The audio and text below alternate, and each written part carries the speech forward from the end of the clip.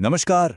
चलिए आज झारखंड के इतिहास का वो पन्ना खोलते हैं जहां पहली बार अंग्रेजी हुकूमत के खिलाफ एक बहुत बड़ी आग भड़की थी। ये कहानी है ढाल विद्रोह की। एक तरफ था एक स्थानीय साम्राज्य और दूसरी तरफ दुनिया की सबसे ताकतवर ईस्ट इंडिया कंपनी, और इन दोनों के बीच चला 10 साल लंबा एक जबरदस्त संघर्ष।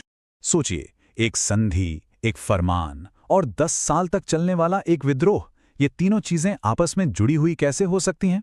कैसे महज एक कागजी समझौते ने एक दशक लंबे संघर्ष को जन्म दे दिया? आइए इस दिलचस्प कहानी की परतों को एक एक करके खोलते हैं।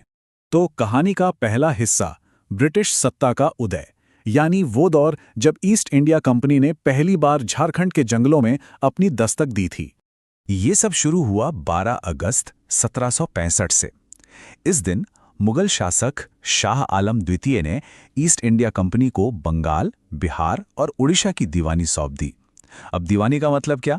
सीधा साधा मतलब है टैक्स वसूलने का अधिकार। और बस इसी एक दस्तखत के साथ तकनीकी तौर पर आज का झारखंड भी ब्रिटिश अधिकार क्षेत्र में आ गया। तो अब अंग्रेजों ने झारखंड में घुसने के लिए रास्ता चुना सिंहभूम का, जिसे झारखंड का प्रवेश द्वार भी कहते हैं। उस जमाने में ये इलाका ढालभूम, पोड़ाहाट और कोल्हान जैसे राज्यों का गढ़ हुआ करता था, और यहीं से अंग्रेजों के खिलाफ बगावत की पहली चिंगारी भड़कने वाली थी। और यहीं से शुरू होता है हमारा दूसरा अध्याय, विद्रोह की पहली चिंगारी। ये वो पल था जब अधीनता की मांग और स्वाभिमान की दीवार आमने सामने आ खड़ी हुई। मार्च 1766 में कंपनी ने एक फरमान जारी किया, सीधा और साफ, हमारी हुकूमत कबूल करो और सालाना टैक्स चुकाओ, वरना जंग के लिए तैयार हो जाओ। सिंहभूम के स्वाभिमानी राजाओं का जवाब क्या था? एक शब्द में, इनकार। इस इनकार का नतीजा वही हुआ जो होना था, हमला। 1767 में फर्ग्यूसन के नेतृत्व में ब्रिटिश सेना ने सिंहभूम पर चढ़ाई कर दी, लेकिन छोटा नागपुर के जो पहाड़ी इलाके थे वो विद्रोहियों के लिए कुदरती किला साबित हुए, और इसी वजह से वो लंबे समय तक अंग्रेजों का मुकाबला कर पाए। और इसी संघर्ष के बीच से एक नायक उभरा। नाम था जगन्नाथ ढाल। वो ढाल भूम के राजा थे जिन्हें अंग्रेजों ने गद्दी से हटा दिया था। उन्होंने इस अपमान को एक विद्रोह में बदल दिया, एक ऐसा विद्रोह जो इस इलाके में ब्रिटिश सत्ता के लिए पहली बड़ी चुनौती बना। ये कोई छोटी मोटी झड़प नहीं थी, बल्कि इस क्षेत्र में अंग्रेजों के खिलाफ पहला संगठित संघर्ष था। इस विद्रोह ने एक साफ संदेश दे दिया था कि यहाँ के लोग अपनी आज़ादी के लिए किसी भी हद तक जा सकते हैं। तो अब बात करते हैं तीसरे हिस्से की, 10 सालों का वो लंबा संघर्ष। ये एक राजा की नहीं बल्कि एक पूरे जन प्रतिरोध की कहानी है। पूरे 10 साल 1767 से 1777 तक ये विद्रोह चलता रहा। ईस्ट इंडिया कंपनी ने लेफ्टिनेंट रूक और चार्ल्स मागन जैसे अपने माहिर अफसरों को भेजा, लेकिन उनकी पूरी ताकत भी जगन्नाथ ढाल के हौसले को नहीं तोड़ सकी। हर कोशिश, हर अभियान नाकाम साबित हुआ। और अब आता है कहानी का आखिरी हिस्सा, समझौता और विरासत। कहते हैं ना, जब ताकत काम ना आए तो कूटनीति से काम लेना पड़ता है।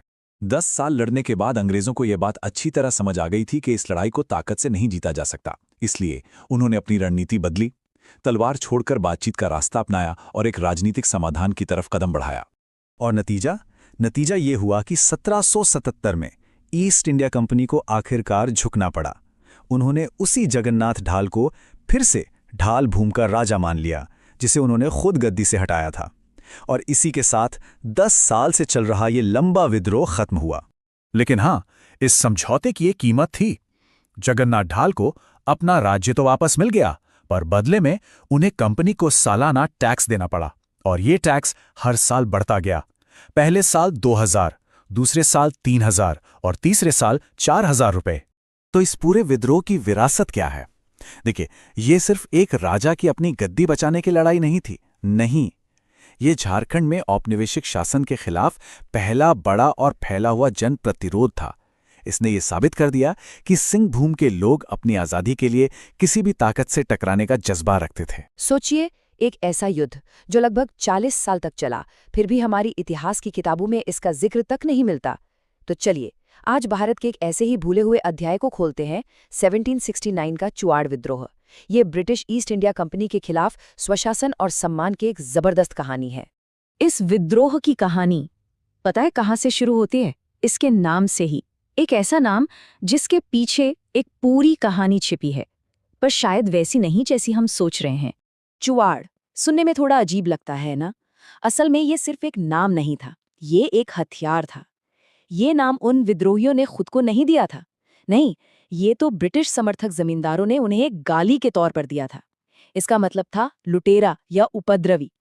सोचिए, ये एक पूरी की पूरी स्ट्रैटेजी थी कि कैसे एक पूरे समुदाय के हक की लड़ाई को भाषा का इस्तेमाल करके एक जुर्म की तरह दिखाया जाए। तो आखिर ये सब शुरू कैसे हुआ? देखिए, हर बड़े विद्रोह के पीछे एक चिंगारी होती है, और इस मामले में वो चिंगारी तब भड़की जब व्यापार करने आई एक कंपनी ने अचानक शासक बनने का फैसला कर लिया। और बस यहीं से दो अलग अलग दुनियाओं का, दो बिल्कुल अलग सोच का सीधा टकराव शुरू हो गया। साल था 1764। बक्सर की लड़ाई में जीत के बाद ईस्ट इंडिया कंपनी के तेवर ही बदल गए। और फिर ठीक 1 साल बाद मुगल सम्राट ने उन्हें बंगाल, बिहार और उड़ीसा की दीवानी दे दी। दीवानी मतलब टैक्स वसूलने का पूरा अधिकार। अब कंपनी के लिए तो ये किसी सोने की खान से कम नहीं था, पर वहां के लोगों के लिए यहीं से शुरू हुआ शोषण का एक लंबा दौर। इतना ज्यादा और मनमाना लगान कि लोग अपनी ही जमीन पर बेगाने हो गए।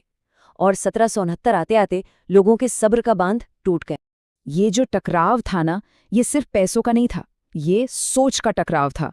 देखिए, एक तरफ थे स्थानीय लोग जिनके लिए जमीन उनकी माँ जैसी थी, उनकी पहचान थी, जिस पर पूरे समुदाय का हक था। और दूसरी तरफ थी कंपनी, जिसके लिए जमीन सिर्फ और सिर्फ मुनाफा कमाने का एक जरिया थी, एक बिजनेस कमोडिटी। तो ये लड़ाई सिर्फ जमीन की नहीं थी, बल्कि जीने के दो बिल्कुल अलग अलग तरीकों के बीच की थी। अब हर आंदोलन को एक चेहरे की, एक आवाज की जरूरत होती है, और इस विद्रोह को वो आवाज मिली रघुनाथ महतो से। ये हैं रघुनाथ महतो, जंगल महाल इलाके के कुड़मी समुदाय के एक ऐसे लीडर जिन्होंने कंपनी की चाल को सबसे पहले भांप लिया था। उन्होंने लोगों को इकट्ठा किया और समझाया कि अगर अपनी जमीन और अपनी आज़ादी बचानी है तो लड़ने के सिवा और कोई रास्ता नहीं है। और उन्होंने एक ऐसा नारा दिया जिसने पूरे जंगल महाल में आग लगा दी, अपना गांव, अपना राज, धूर खेदा ब्रिटिश राज। ये सिर्फ कुछ शब्द नहीं थे, ये आज़ादी का ऐलान था, सेल्फ रूल की एक जबरदस्त पुकार जिसकी गूंज आज तक सुनाई देती है। और रघुनाथ महातो का बलिदान बेकार नहीं गया। आज भी उस इलाके में उनकी मूर्तियां और उनकी कहानियां उस हिम्मत की याद दिलाती हैं जिसने उस समय के सबसे ताकतवर साम्राज्य को सीधी टक्कर दी थी। ये इस बात का सबूत है कि आज़ादी की आग को कभी बुझाया नहीं जा सकता। तो अब लड़ाई शुरू हो चुकी थी, और ये कोई 1-2 दिन की बात नहीं थी। ये एक लंबा, बहुत लंबा चलने वाला युद्ध था, एक ऐसा संघर्ष जो दशकों तक खिंच गया। पूरे 36 साल। जरा सोचिए इसके बारे में। एक पूरी की पूरी जनरेशन ने अपनी जिंदगी इस लड़ाई में लगा दी। ये वाकई कमाल की बात है कि कैसे लोगों ने उस वक्त की सबसे बड़ी ताकत के खिलाफ इतने लंबे समय तक हिम्मत नहीं हारी। तो आखिर ये विद्रोह इतना लंबा चला कैसे? इसके पीछे कई वजह थीं। पहली, विद्रोहियों ने अपने जंगलों को ही अपना सबसे बड़ा हथियार बना लिया। गेरिला वॉरफेयर मतलब छिपकर हमला करने की टैक्टिक्स ने ब्रिटिश सेना की नाक में दम कर दिया था। दूसरी बात, ये आंदोलन किसी एक छोटे से इलाके में नहीं था, बल्कि मानभूम, मिदनापुर जैसे बड़े बड़े क्षेत्रों में फैल गया था। और सबसे जरूरी बात, इसमें सिर्फ किसान नहीं थे, उन जमींदारों ने भी पूरा साथ दिया जिनके हक छीने गए थे। और तो और आगे चलकर कर्णगढ़ की रानी शिरोमणि जैसी दमदार महिला नेताओं ने भी इस लड़ाई की कमान संभाली। लेकिन हर कहानी की तरह यहाँ भी एक दुखद मोड़ आया। 5 अप्रैल 1778 अंग्रेजों ने सिल्ली के जंगलों में धोखे से एक मीटिंग के दौरान रघुनाथ महतो की हत्या कर दी। उन्हें लगा कि लीडर खत्म तो आंदोलन भी खत्म, पर वो बहुत बड़ी गलती कर रहे थे। रघुनाथ महतो ने जो चिंगारी लगाई थी ना, वो अब एक ऐसी ज्वाला बन चुकी थी जिसे बुझाना नामुमकिन था। तो सवाल उठता है कि इन 36 सालों की लड़ाई का नतीजा क्या निकला, इसका असर क्या हुआ? इस विद्रोह की विरासत आज भी जिंदा है, और ये हमें इतिहास को एक बिल्कुल नए नजरिए से देखने पर मजबूर करती है। इस विद्रोह का असर बहुत गहरा था। सबसे पहले इसने आने वाले कई आदिवासी आंदोलनों के लिए एक रास्ता तैयार किया, उन्हें प्रेरणा दी। दूसरी बात, इसी तरह के लगातार विद्रोहों के दबाव में आकर ही अंग्रेजों को आखिर में छोटा नागपुर काश्तकारी अधिनियम जैसा कानून बनाना पड़ा, जो आज भी वहां के भूमि अधिकारों की रक्षा करता है। और शायद सबसे जरूरी बात, इसने आज एक नई बहस छेड़ दी है कि हम इतिहास को किसकी नजरों से पढ़ते हैं, जीतने वालों की या हक के लिए लड़ने वालों की। तो आखिर में हम उसी सवाल पर वापस आते हैं जहां से हमने शुरू किया था। क्या इस महान संघर्ष को उसी अपमानजनक नाम चुआड़ विद्रोह से याद रखा जाना चाहिए जो इसे दबाने वालों ने दिया था, या फिर क्या इसे जंगल महाल स्वतंत्रता आंदोलन के तौर पर वो सम्मान मिलना चाहिए जिसका ये हकदार है? ये सवाल हमें एक बहुत जरूरी बात याद दिलाता है कि इतिहास सिर्फ लिखा नहीं जाता, इतिहास के लिए लड़ा भी जाता है, और ये लड़ाई आज भी जारी है। झारखंड, एक ऐसी जमीन जिसकी मिट्टी में ही आजादी की महक है।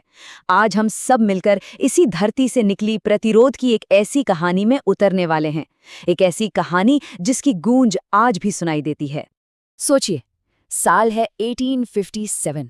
झारखंड के घने जंगलों में दो भाई और उनके कुछ गिने चुने लड़ाके, जानते हैं क्या करते हैं? वो उस वक्त के सबसे ताकतवर साम्राज्य ब्रिटिश एम्पायर को रोककर रख देते हैं। तो चलिए आज इस भुला दिए गए विद्रोह की एक एक परत को खोलते हैं। तो कौन थे ये नायक? ये थे नीलांबर और पीतांबर, भोगता भाई जिन्होंने एक पूरे साम्राज्य को चुनौती दे डाली। ये भोगता समुदाय से आते थे, और ये जानना जरूरी है कि एक ऐसा समाज था जिसकी रगों में योद्धाओं का खून दौड़ता था। एक लंबी परंपरा थी इनकी। देखिए, इनकी लड़ाई सिर्फ एक बड़े आंदोलन का हिस्सा नहीं थी। नहीं, ये लड़ाई बहुत ज्यादा व्यक्तिगत थी। हुआ ये था कि अंग्रेजों ने इनके पिता चेमू सिंह की जमीन हड़प ली थी, और ये सिर्फ जमीन का एक टुकड़ा नहीं था, ये उनके सम्मान पर, उनकी विरासत पर हमला था। और बस यही वो चिंगारी थी जिसने विद्रोह की एक ऐसी आग भड़काई जिसे बुझाना मुश्किल हो गया। हाँ, पर एक बात साफ कर दूं, 1857 का ये जो विद्रोह था ना, ये कोई अचानक हुई घटना नहीं थी, बिल्कुल नहीं। ये तो उस संघर्ष की एक कड़ी थी, एक ऐसी आग का हिस्सा था जो दशकों से अंदर ही अंदर सुलग रही थी। तो सवाल उठता है, आखिर ये अवज्ञा, ये बगावत, इसकी जड़ें कितनी गहरी थीं? ये सब शुरू कहाँ से हुआ था आखिर? इसके लिए हमें इतिहास में थोड़ा और पीछे जाना होगा। साल था 1770। तब ब्रिटिश ईस्ट इंडिया कंपनी ने पलामू का किला सौंपने का हुक्म दिया, लेकिन एक स्थानीय दीवान जयनाथ सिंह भोक्ता ने कंपनी के खिलाफ बगावत का बिगुल फूंक दिया। हाँ, ये सच है कि 1772 में वो हार गए, लेकिन उन्होंने एक मिसाल कायम कर दी। उन्होंने ये साफ कर दिया था कि पलामू की धरती गुलामी इतनी आसानी से कबूल नहीं करेगी। और फिर आता है साल 1857, वही पलामू। इस बार विद्रोह की वो चिंगारी एक बार फिर लौटाई थी, और इसे हवा देने वाले थे नीलांबर और पीतांबर, जिन्होंने अवज्ञा की उसी पुरानी विरासत को फिर से जिंदा कर दिया। और उनकी रणनीति कमाल की थी। देखिए, उन्होंने सिर्फ अपने भोक्ता लोगों को इकट्ठा नहीं किया, नहीं, उन्होंने चेरो और खरवाड़ समुदायों के साथ मिलकर एक मजबूत, एक रणनीतिक गठबंधन बनाया, और देखते ही देखते हजारों स्थानीय लड़ाकों की एक ऐसी सेना तैयार हो गई जिसने अंग्रेजों की नींव हिलाकर रख दी। और लड़ने का तरीका, वो था गुरिल्ला युद्ध। वो जानते थे कि आमने सामने की लड़ाई में वो नहीं टिकेंगे, तो उन्होंने जंगलों को अपना हथियार बनाया। सरकारी स्टेशंस और खजानों पर अचानक हमला करना, अंग्रेजों के समर्थकों को निशाना बनाना, और तो और रजेहरा स्टेशन पर कोयले का ट्रांसपोर्ट ही रोक दिया। शाहपुर किले को जलाना और वहां से हथियार छीनना, ये सब सिर्फ हमले नहीं थे, ये अंग्रेजों के लिए एक साफ संदेश था। तो फिर एक इतनी मजबूत, इतनी संगठित लड़ाई आखिर नाकाम कैसे हो गई? यहीं से इस कहानी में एक बहुत ही दुखद मोड़ आता है। सवाल वही है कि आखिर चूक कहाँ हुई? एक इतना बड़ा आंदोलन जो एक साम्राज्य को हिला रहा था, वो आखिर बिखर कैसे गया? इसका जवाब एक पुरानी लेकिन बहुत कारगर ब्रिटिश चाल में छिपा है। फूट डालो और राज करो। अंग्रेजों ने अपनी सेना के अलावा स्थानीय राजाओं और जमींदारों को भी अपने साथ मिला लिया। रामगढ़ के राजा ठकुराई रघुवर दयाल सिंह, सरगुजा के देव राजा, ये सब अंग्रेजों के साथ हाखारे हुए। तो अब लड़ाई सिर्फ विद्रोहियों और अंग्रेजों के बीच नहीं रही, ये तो अपनों के ही खिलाफ हो गई। जी हाँ, जैसा कि इतिहासकार भी मानते हैं, अंग्रेजों ने पलामू के विद्रोहियों को कुचलने के लिए अपनी सबसे जानी मानी फूट डालो और राज करो की नीति का ही सहारा लिया। उन्होंने गठबंधन को अंदर से तोड़ना शुरू कर दिया। विश्वासघात, सबसे पहले चेरो नेता भवानी बख्श राय को डराया धमकाया गया और उन्हें पाला बदलने पर मजबूर कर दिया गया। चेरो भोक्ता गठबंधन में दरार आ गई, लेकिन असली चोट तो अपनों ने दी। भूखा साह और शिवचरण मांझी जैसे स्थानीय मुखबिरों ने, उन लोगों ने जिन पर शायद नीलांबर पीतांबर भरोसा करते थे, उन्होंने ही दोनों भाइयों के ठिकानों का पता अंग्रेजों को बता दिया। बस इसी विश्वासघात ने विद्रोह की कमर तोड़कर रख दी। और इसके बाद का जो अंजाम था वो बहुत ही कठोर था। मार्च 1859 में नीलांबर को फांसी दे दी गई। पीतांबर को आजीवन कारावास यानी कालापारी की सजा सुनाई गई और नीलांबर के बेटे कुमार शाही को 14 साल की कैद हुई। तो लड़ाई तो खत्म हो गई, विद्रोह कुचल दिया गया, पर क्या उनका संघर्ष वाकई खत्म हो गया? इस सवाल का जवाब जानने के लिए हमें आज के हालात को देखना होगा। चलिए आपको ले चलते हैं चेमो सानिया। ये वही गांव है, नीलांबर और पीतांबर का पैतृक गांव। एक ऐसी जगह जहां एक तरफ तो वीरता का गौरवशाली इतिहास है और दूसरी तरफ एक उपेक्षित वर्तमान। आज की हकीकत ये है कि इस गांव में पक्की सड़कें तक नहीं हैं और दूसरी जरूरी सुविधाएं तो दूर की बात है। सरकारी आवास योजनाएं यहां तक कभी पहुंची ही नहीं। उन महान नायकों के वंशज जैसे देवनाथ सिंह आज भी मिट्टी के घरों में रहने को मजबूर हैं। और विडंबना देखिए, जो इलाका कभी आज़ादी के लिए लड़ा था वो आज नक्सली हिंसा के लिए जाना जाता है। शायद ये सालों की गहरी उपेक्षा और गरीबी का ही एक नतीजा है। और जरा इस आंकड़े पर गौर कीजिए, 6.44%। ये 1991 की जनगणना के हिसाब से गंजू भोक्ता समुदाय की साक्षरता दर थी। सिर्फ एक आंकड़ा, लेकिन ये उनके शैक्षिक पिछड़ेपन की पूरी कहानी बयान कर देता है। तो आखिर में बस यही एक सवाल बचता है, जब हम अपने ही नायकों को भुला देते हैं और उनके समुदायों को, उनके वंशजों को इस तरह उपेक्षित छोड़ देते हैं, तो क्या हम वाकई उस आज़ादी का सम्मान कर रहे हैं जिसके लिए उन्होंने अपनी जान तक दे दी?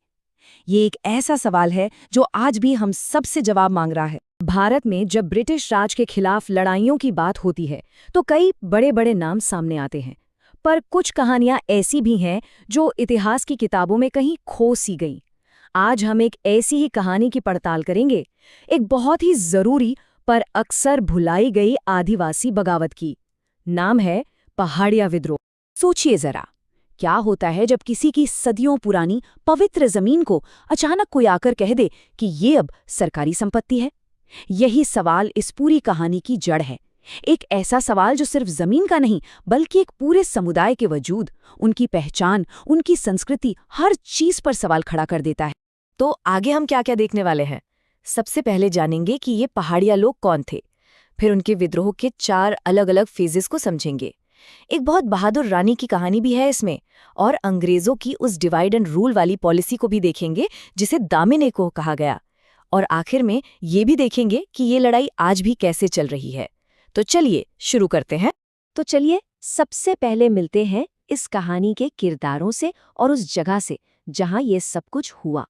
राजमहल की पहाड़ियां ये सिर्फ पत्थर और मिट्टी के ढेर नहीं है। सोचिए, ये तब बनी जब धरती पर डायनासोर घूमते थे, करोड़ों साल पहले, ज्वालामुखी से। मतलब ये पहाड़ियां हमारी धरती के इतिहास की जीती जागती गवाह हैं। यहाँ दुनिया के कुछ सबसे पुराने पौधों के फॉसिल्स मतलब जीवाश्म मिलते हैं। कमाल की बात है ना? और इन करोड़ों साल पुरानी पहाड़ियों के सबसे पहले बाशिंदे थे पहाड़िया लोग। मतलब इस इलाके में सबसे पहले आकर बसने वाले यही थे। उनकी पूरी दुनिया, उनका रहन सहन, उनकी संस्कृति, उनकी पहचान, सब कुछ इन्हीं पहाड़ों और जंगलों से जुड़ा हुआ था। आज भी उन्हें एक पर्टिकुलरली वल्नरेबल ट्राइबल ग्रुप माना जाता है। अब आते हैं बगावत पर। देखिए, ये कोई एक दिन का गुस्सा या एक छोटी मोटी झड़प नहीं थी। नहीं, ये एक दशक तक मतलब 10 साल तक चली एक लगातार लड़ाई थी। एक ऐसा प्रतिरोध जो अलग अलग फेजेस में, अलग अलग शक्लों में सामने आया। तो ये देखिए, पूरा एक दशक। 1772 में पहली चिंगारी उठी, फिर 1778 में मामला और गरमाया, 1779 में भी झड़पें चलती रहीं, और फिर 1781-82 में आया चौथा और सबसे अहम फेज, जिसमें एक रानी ने कमान संभाली। मतलब 10 साल तक ये आग बुझी नहीं, सुलगती रही। ये लड़ाई एक तरह से 2 बिल्कुल अलग दुनियाओं की टक्कर थी। एक तरफ थे पहाड़िया लड़ाके, जिन्हें अपने जंगलों और पहाड़ों का कोना कोना पता था। वो गुरिल्ला वॉरफेयर यानी छापामार लड़ाई के मास्टर थे। और दूसरी तरफ ब्रिटिश ईस्ट इंडिया कंपनी अपनी बड़ी ऑर्गेनाइज्ड फौज और अपनी चालाक नीतियों के साथ। ताकत और तरकीब की लड़ाई थी ये। तो आखिर ये बगावत शुरू क्यों हुई? 1772 में मनसबदारों ने धोखे से एक पहाड़िया चीफ को मार दिया। बस यहीं से आग भड़क गई, रमना आहाड़ी के नेतृत्व में। फिर 6 साल बाद 1778 में अंग्रेजों ने एक नई चाल चली। उन्होंने कैश अलाउंस मतलब पैसे का लालच देकर पहाड़िया लोगों को खरीदने की कोशिश की। लेकिन जगन्नाथ देव नाम के एक लीडर ने उनकी चाल समझ ली। उन्होंने कहा, ये हमें कंट्रोल करने की साजिश है, और फिर से विद्रोह खड़ा हो गया। और अब कहानी में एंट्री होती है एक ऐसी शख्सियत की जिसने इस लड़ाई का रुख ही बदल दिया। महेशपुर की रानी, रानी सर्वेश्वरी। एक रानी जिसने एक बड़ी सल्तनत के बजाय अपने लोगों को चुना। बस ये एक लाइन ही रानी सर्वेश्वरी की हिम्मत की पूरी कहानी कह देती है। जब फैसला करने का वक्त आया कि वो अंग्रेजी साम्राज्य के साथ हैं या अपनी जमीन और अपने लोगों के साथ, तो उन्होंने एक पल भी नहीं सोचा। तो रानी ने बगावत क्यों की? वजहें साफ थीं। पहली, अंग्रेजों की दामिने कोह पॉलिसी, जिसके बारे में हम आगे बात करेंगे। इस पॉलिसी के तहत उनकी जमीन छीनी जा रही थी। दूसरा, उन्होंने अपनी जमीन बचाने के लिए पहाड़ियां सरदारों से हाथ मिला लिया। और तीसरा, उन्होंने अंग्रेजों की उस साजिश का भी विरोध किया जिसमें वो पहाड़िया लोगों की जमीन पर संथालों को बसा रहे थे। मतलब 2 समुदायों को आपस में लड़ाने की कोशिश। लेकिन अंग्रेजों की ताकत के आगे ये विद्रोह टिक नहीं पाया। रानी को पकड़ लिया गया और 1807 में भागलपुर की जेल में उनकी मौत हो गई। उन्होंने अपनी जमीन और अपने लोगों के लिए अपनी जान कुर्बान कर दी। एक ऐसी रानी जिसकी कहानी हमें याद रखनी चाहिए। अब जरा उस पॉलिसी को समझते हैं जो इस पूरे झगड़े की जड़ थी। एक ऐसी पॉलिसी जिसने सिर्फ एक विद्रोह को नहीं कुचला, बल्कि उस पूरी जमीन का नक्शा और वहां के लोगों की किस्मत हमेशा हमेशा के लिए बदल दी। दामिने कोह एक फारसी शब्द है, मतलब है पहाड़ियों का आंचल। सुनने में कितना खूबसूरत लगता है, राइट? पर इस खूबसूरत नाम के पीछे एक बहुत ही क्रूर प्लान था।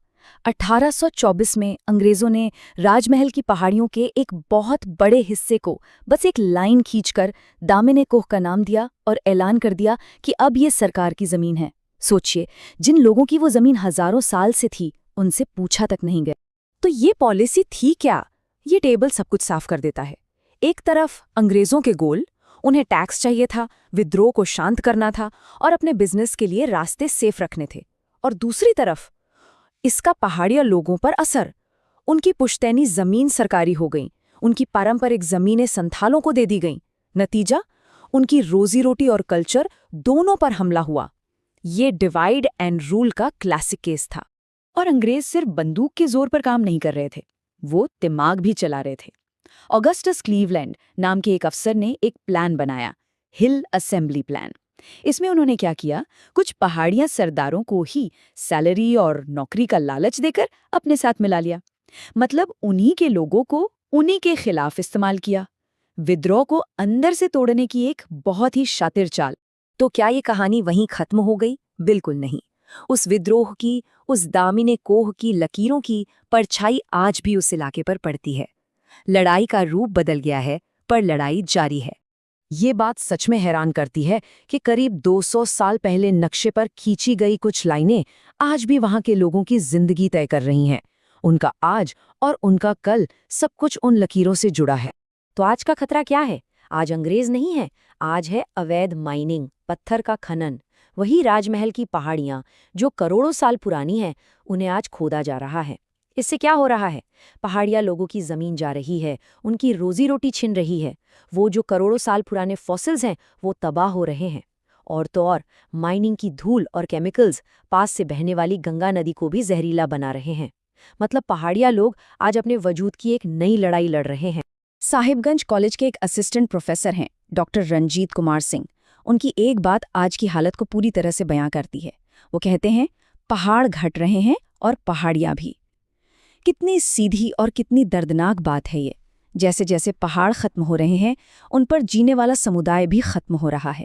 तो आखिर में एक सवाल बचता है, किसका इतिहास लिखा जाता है और किसका इतिहास धरती से खोद के निकाल दिया जाता है। एक तरफ रानी सर्वेश्वरी जैसे नायक हैं, जिनकी कहानी बड़ी मुश्किल से हम तक पहुंची, और दूसरी तरफ वो पहाड़ हैं जिनका करोड़ों साल पुराना इतिहास आज मुनाफे के लिए मिटाया जा रहा है। ये सवाल मैं यहीं छोड़ता हूं सोचने के लिए। आज हम इतिहास के पन्नों में छिपी एक ऐसी कहानी पर बात करेंगे जो शायद आज़ादी की लड़ाई के बारे में हमारी पूरी सोच ही बदल दे। तो चलिए एक सवाल से ही शुरू करते हैं। जब भी हम ब्रिटिश हुकूमत के खिलाफ पहले विद्रोह की बात करते हैं तो जहन में सबसे पहले क्या आता है? 1857, है ना? पर क्या हो अगर मैं कहूं कि असली कहानी तो इससे बहुत बहुत पहले शुरू हो चुकी थी। जी हाँ, सच्चाई ये है कि बगावत की ये चिंगारी 1857 से दशकों पहले ही सुलग चुकी थी। और कहाँ? झारखंड की पहाड़ियों में। इसे सुलगाने वाले थे वो लोग जिनकी वफादारी अपनी जमीन और अपने राजा के लिए सबसे ऊपर थी। और इसी चिंगारी का नाम था घटवाल विद्रोह। ये ब्रिटिश ईस्ट इंडिया कंपनी के खिलाफ भारत के सबसे शुरुआती संगठित विद्रोहों में से एक था।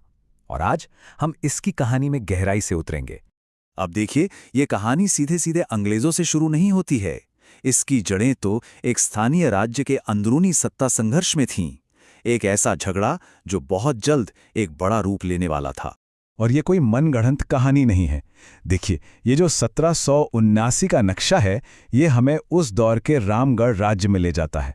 यही वो जमीन थी जहां ये पूरा ड्रामा हुआ था।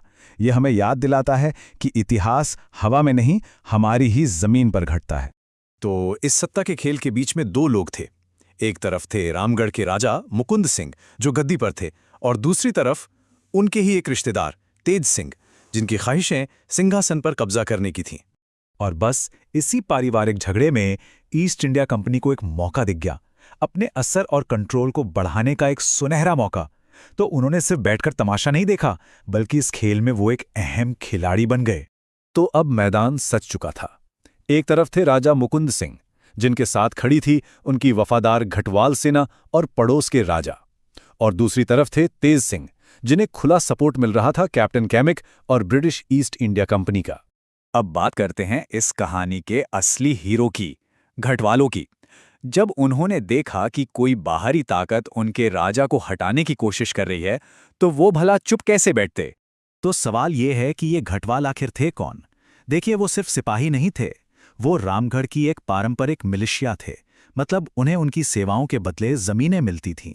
उनकी वफादारी किसी तनख्वाह की मोहताज नहीं थी, वो सीधे अपने राजा और अपनी मिट्टी से जुड़ी हुई थी।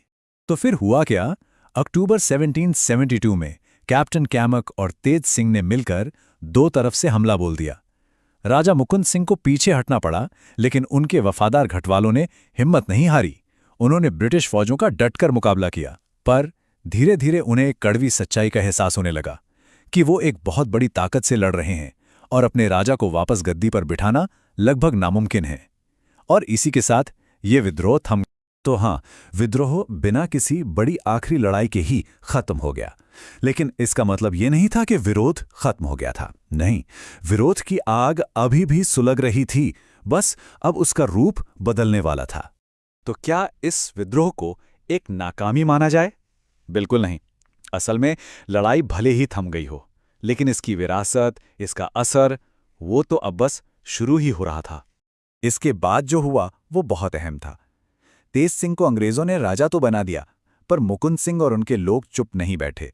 मुकुंद सिंह के खास समर्थक रघुनाथ सिंह को पकड़कर दूर चटगांव भेज दिया गया। इलाके में इतनी अशांति फैली कि अंग्रेजों को एक नया अफसर कैप्टन क्रॉफर्ड को भेजना पड़ा। और इस सारी उथल पुथल का नतीजा ये हुआ कि अधिकारियों को आखिर में पूरा रेवेन्यू सिस्टम ही बदलने की सलाह देनी पड़ी। और यहीं इस विद्रोह का असली महत्व समझ में आता है। ये कोई एक अलग थलग घटना नहीं थी।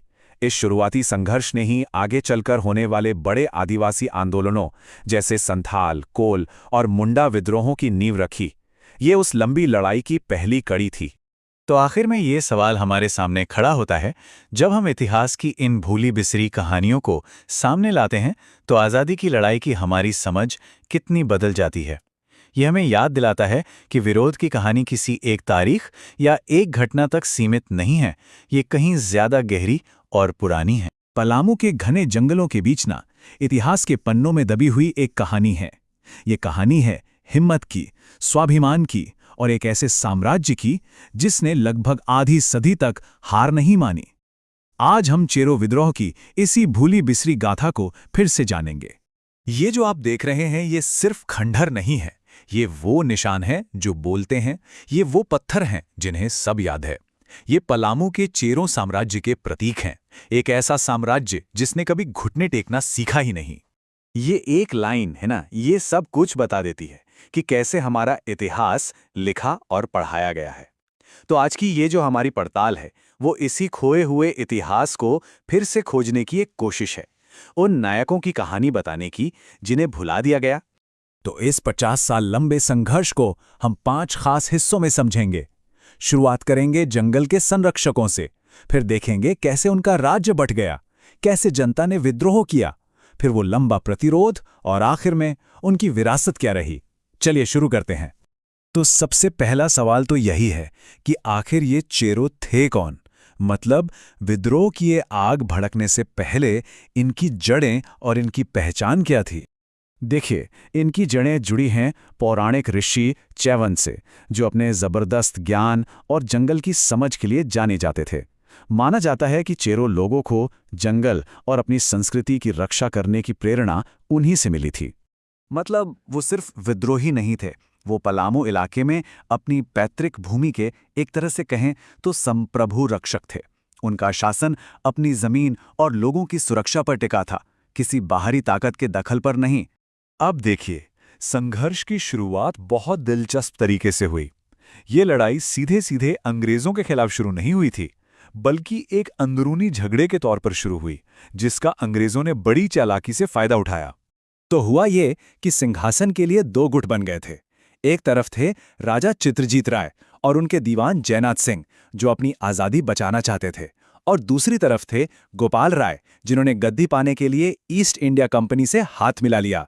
और बस यहीं से ब्रिटिश दखलंदाजी की शुरुआत हो गई।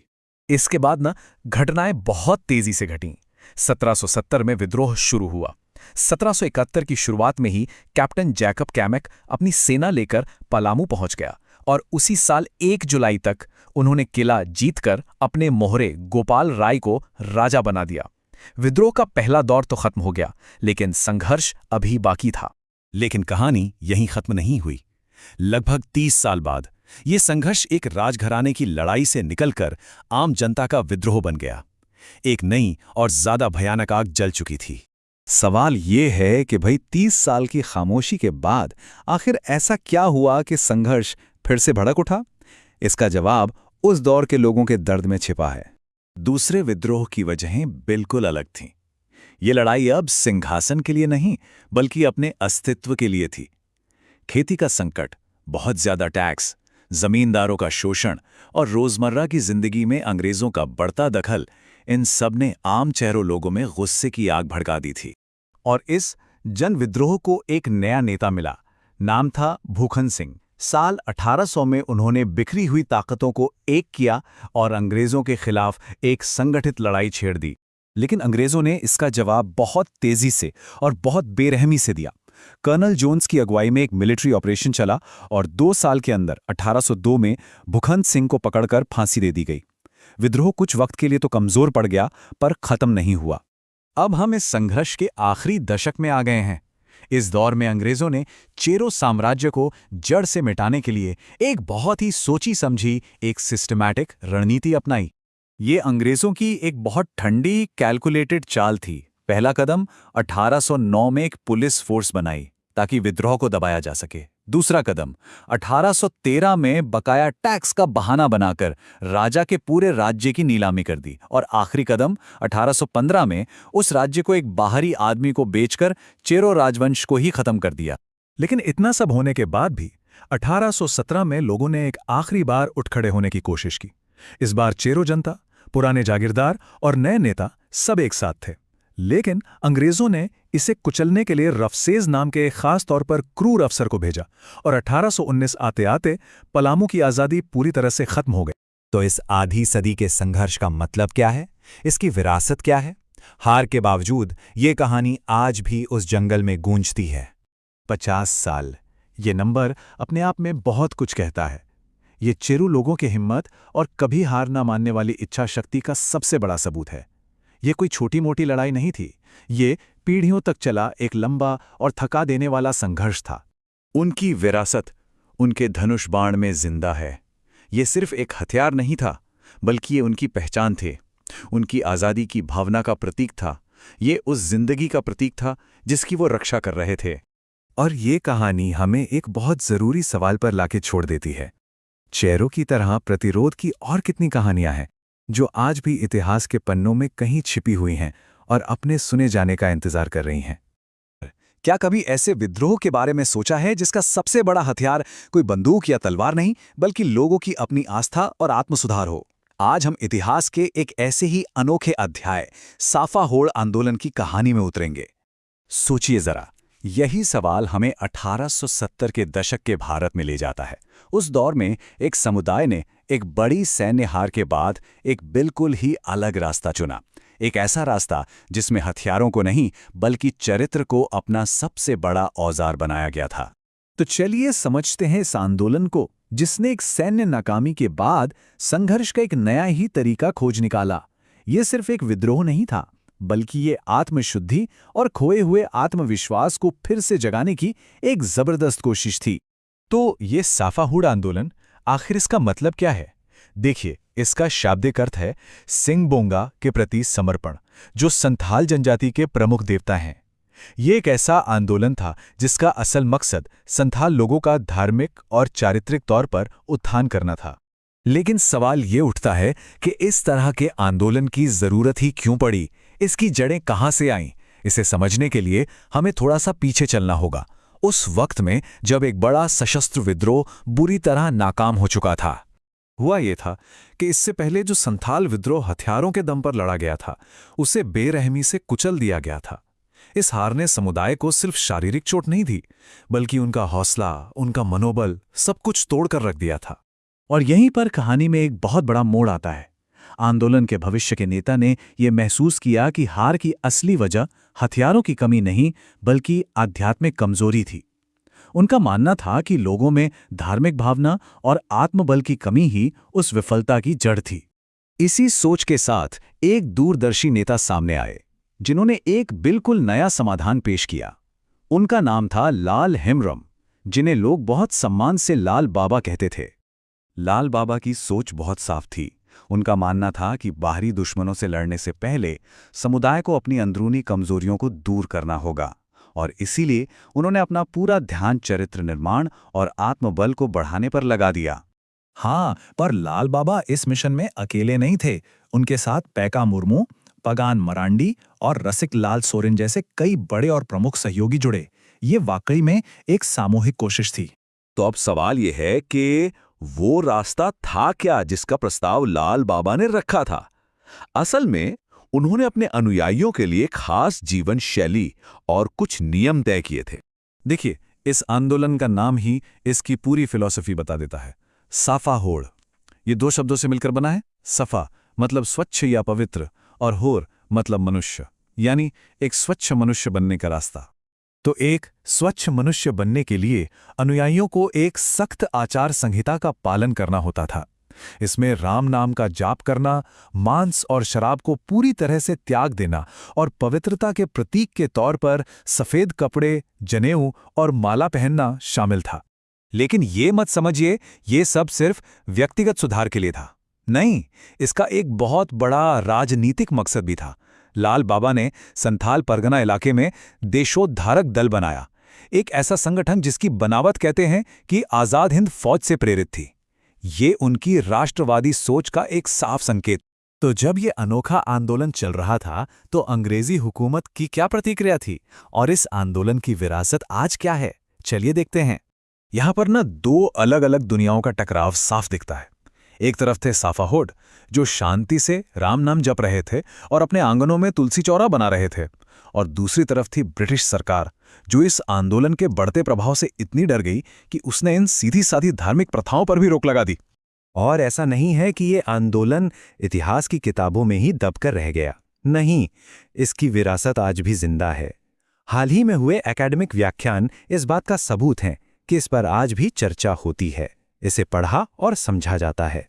ये आंदोलन हमें सिखाता है कि प्रतिरोध के कई रूप हो सकते हैं। तो आखिर में ये कहानी हमें एक बहुत बड़े सवाल के साथ छोड़ जाती है। क्या आध्यात्मिक सुधार सच में एक शक्तिशाली राजनीतिक ताकत बन सकता है? साफाउड आंदोलन इस विचार का एक जीता जागता उदाहरण है, जो हमें विद्रोह और संघर्ष की प्रकृति पर फिर से सोचने पर मजबूर करता है।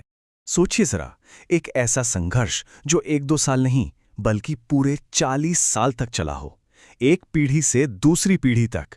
ये कहानी है तमाड़ विद्रोह की, जो झारखंड के इतिहास का सबसे लंबा और सबसे लगातार चलने वाला आदिवासी विद्रोह माना जाता है। ये सिर्फ एक लड़ाई नहीं थी, बल्कि अपनी जमीन और पहचान को बचाने के लिए एक कभी न खत्म होने वाली जंग थी। तो ये सब हुआ कहाँ? इसकी जमीन थी आज का झारखंड, यानी उस समय का छोटा नागपुर का पठार। घने जंगलों और पहाड़ों वाले इस इलाके में पंचपरगना क्षेत्र का एक गांव था, तमाड़। और यही तमाड़ इस पूरे महासंघर्ष का आप कह सकते हैं केंद्र बन गया। यहीं से विद्रोह की आग पूरे इलाके में फैल गई। 40 साल, इस नंबर के बारे में जरा सोचिए। ये कोई छोटी मोटी झड़प नहीं थी। 1782 से लेकर 1821 तक ये विद्रोह लगभग आधी सदी तक चलता रहा। इसका मतलब ये हुआ कि जो बच्चा विद्रोह की शुरुआत में पैदा हुआ होगा, वो इसके खत्म होते होते एक अधेड़ उम्र का इंसान बन चुका था। तो चलिए अब विस्तार से समझते हैं कि आखिर ये तमाड़ विद्रोह था क्या। ये एक परिचय है उस आंदोलन का जिसकी शुरुआत मुंडा और उरांव जनजातियों ने की थी और जिसने झारखंड के इतिहास की धारा ही मोड़ दी। देखिए, इसे किसी एक घटना के तौर पर देखना सही नहीं होगा। ये असल में विद्रोहों की एक पूरी सीरीज थी जो दशकों तक बार बार भड़कती रही। ये 6 अलग अलग चरणों में फैला और हर बार एक नए जोश और नए नायकों के साथ सामने आया। अब सवाल ये उठता है कि ऐसी क्या वजहें थीं जिन्होंने इस आग को लगभग आधी सदी तक जलाए रखा? आखिर क्यों ये लोग बार बार हथियार उठाने को मजबूर हुए? चलिए विद्रोह के मुख्य कारणों को समझते हैं। असल में वहां के आदिवासी समुदाय 2 चक्कियों के बीच पिस रहे थे। एक तरफ थीं अंग्रेजों की नीतियां जो बाहरी लोगों को उनकी जमीन दे रही थीं, और दूसरी तरफ थे स्थानीय नागवंशी राजा और जमींदार जो उनका शोषण कर रहे थे। इसी दोहरे उत्पीड़न ने विद्रोह की आग को भड़का दिया। इस लंबी लड़ाई के 6 अलग अलग अध्याय थे। चलिए संघर्ष के इन 6 चरणों को देखकर समझते हैं कि ये आंदोलन कैसे आगे बढ़ा और इसने क्या-क्या मोड़ लिए। और ये समय रेखा विद्रोहियों के जबरदस्त जज्बे की कहानी बताती है। ये दिखाती है कि कैसे विद्रोह को दबा तो दिया जाता था, लेकिन उसे कभी पूरी तरह से खत्म नहीं किया जा सका। ये बार बार नए नेताओं के साथ फिर से उभरता रहा। तो विद्रोह की पहली चिंगारी तब भड़की जब विष्णु मानकी और मौजी मानकी ने अंग्रेजों को टैक्स देने से साफ साफ इनकार कर दिया। ये एक खुली चुनौती थी। अंग्रेजों ने इसे कुचलने के लिए मेजर जेम्स क्रॉफर्ड और लेफ्टिनेंट कूपर को भेजा जरूर, लेकिन ये तो बस एक शुरुआत थी। लेकिन 1794 में विद्रोह फिर से भड़क उठा और ये इस पूरे संघर्ष का सबसे जबरदस्त दौर था। इस बार विद्रोह बहुत संगठित था, बहुत बड़े पैमाने पर फैला हुआ था और इसने अंग्रेजों की नींव हिलाकर रख दी थी। इस चरण की सबसे बड़ी ताकत थी एकता। तमाड़, सिल्ली, बुंडू जैसे अलग अलग इलाकों के नेता ठाकुर भोलानाथ सिंह के नेतृत्व में एक साथ आ गए और इसी एकजुटता ने इस विद्रोह को इतना शक्तिशाली बना दिया कि अंग्रेज भी हिल गए। पर कहानी यहां खत्म नहीं हुई। विद्रोह की ये मशाल बुझी नहीं। दुखन शाही, मुंडा और बख्तर साय जैसे नए नेताओं ने इसे थाम लिया और संघर्ष 1821 तक जारी रहा। यह दिखाता है कि कैसे आज़ादी की ये लड़ाई एक पीढ़ी से दूसरी पीढ़ी को सौंपी जा रही थी। हर कहानी में कुछ अहम किरदार होते हैं। तो चलिए अब इस लंबे और खूनी संघर्ष के प्रमुख चेहरों पर नजर डालते हैं। वो नेता जिन्होंने विद्रोह की अगुवाई की और वो अफसर जिन्हें इसे कुचलने के लिए भेजा गया था। ये टेबल एक नज़र में उस दौर की पूरी कहानी साफ कर देती है। विद्रोह और दमन का एक चक्र था जो लगातार चल रहा था। हर बार जब कोई नेता उठता तो ब्रिटिश सरकार उसे दबाने के लिए एक अधिकारी भेज देती, लेकिन संघर्ष फिर भी जारी रहता। तो सवाल ये है कि 40 साल के इस लंबे संघर्ष के बाद तमाड़ विद्रोह का आखिर असर क्या हुआ? इसकी विरासत क्या रही? इस लगातार अशांति का एक बहुत बड़ा और स्थायी नतीजा निकला। अंग्रेजों को ये समझ आ गया था कि वे इस इलाके को हल्के में नहीं ले सकते। इसीलिए इस विद्रोह के सीधे जवाब में उन्होंने 1809 में छोटा नागपुर में एक स्थायी पुलिस बल की स्थापना कर दी, जिसने हमेशा के लिए यहाँ के प्रशासन का चेहरा ही बदल दिया। भले ही विद्रोह को जबरदस्ती दबा दिया गया था, लेकिन उसकी भावना जिंदा रही। यह बात इस एक वाक्य में पूरी तरह समा जाती है। विद्रोह की अग्नि समाप्त नहीं हुई। यह एक बहुत शक्तिशाली बयान है जो दिखाता है कि कैसे इस संघर्ष ने भविष्य के आंदोलनों के लिए एक प्रेरणा का काम किया। तो अंत में ये 40 साल का लंबा संघर्ष हमें क्या सिखाता है? ये कहानी सिर्फ इतिहास का एक पन्ना नहीं है, बल्कि यह हमें लचीलेपन, न्याय और अपनी पहचान के लिए लड़ने की इंसानी इच्छा शक्ति के बारे में बहुत कुछ बताती है।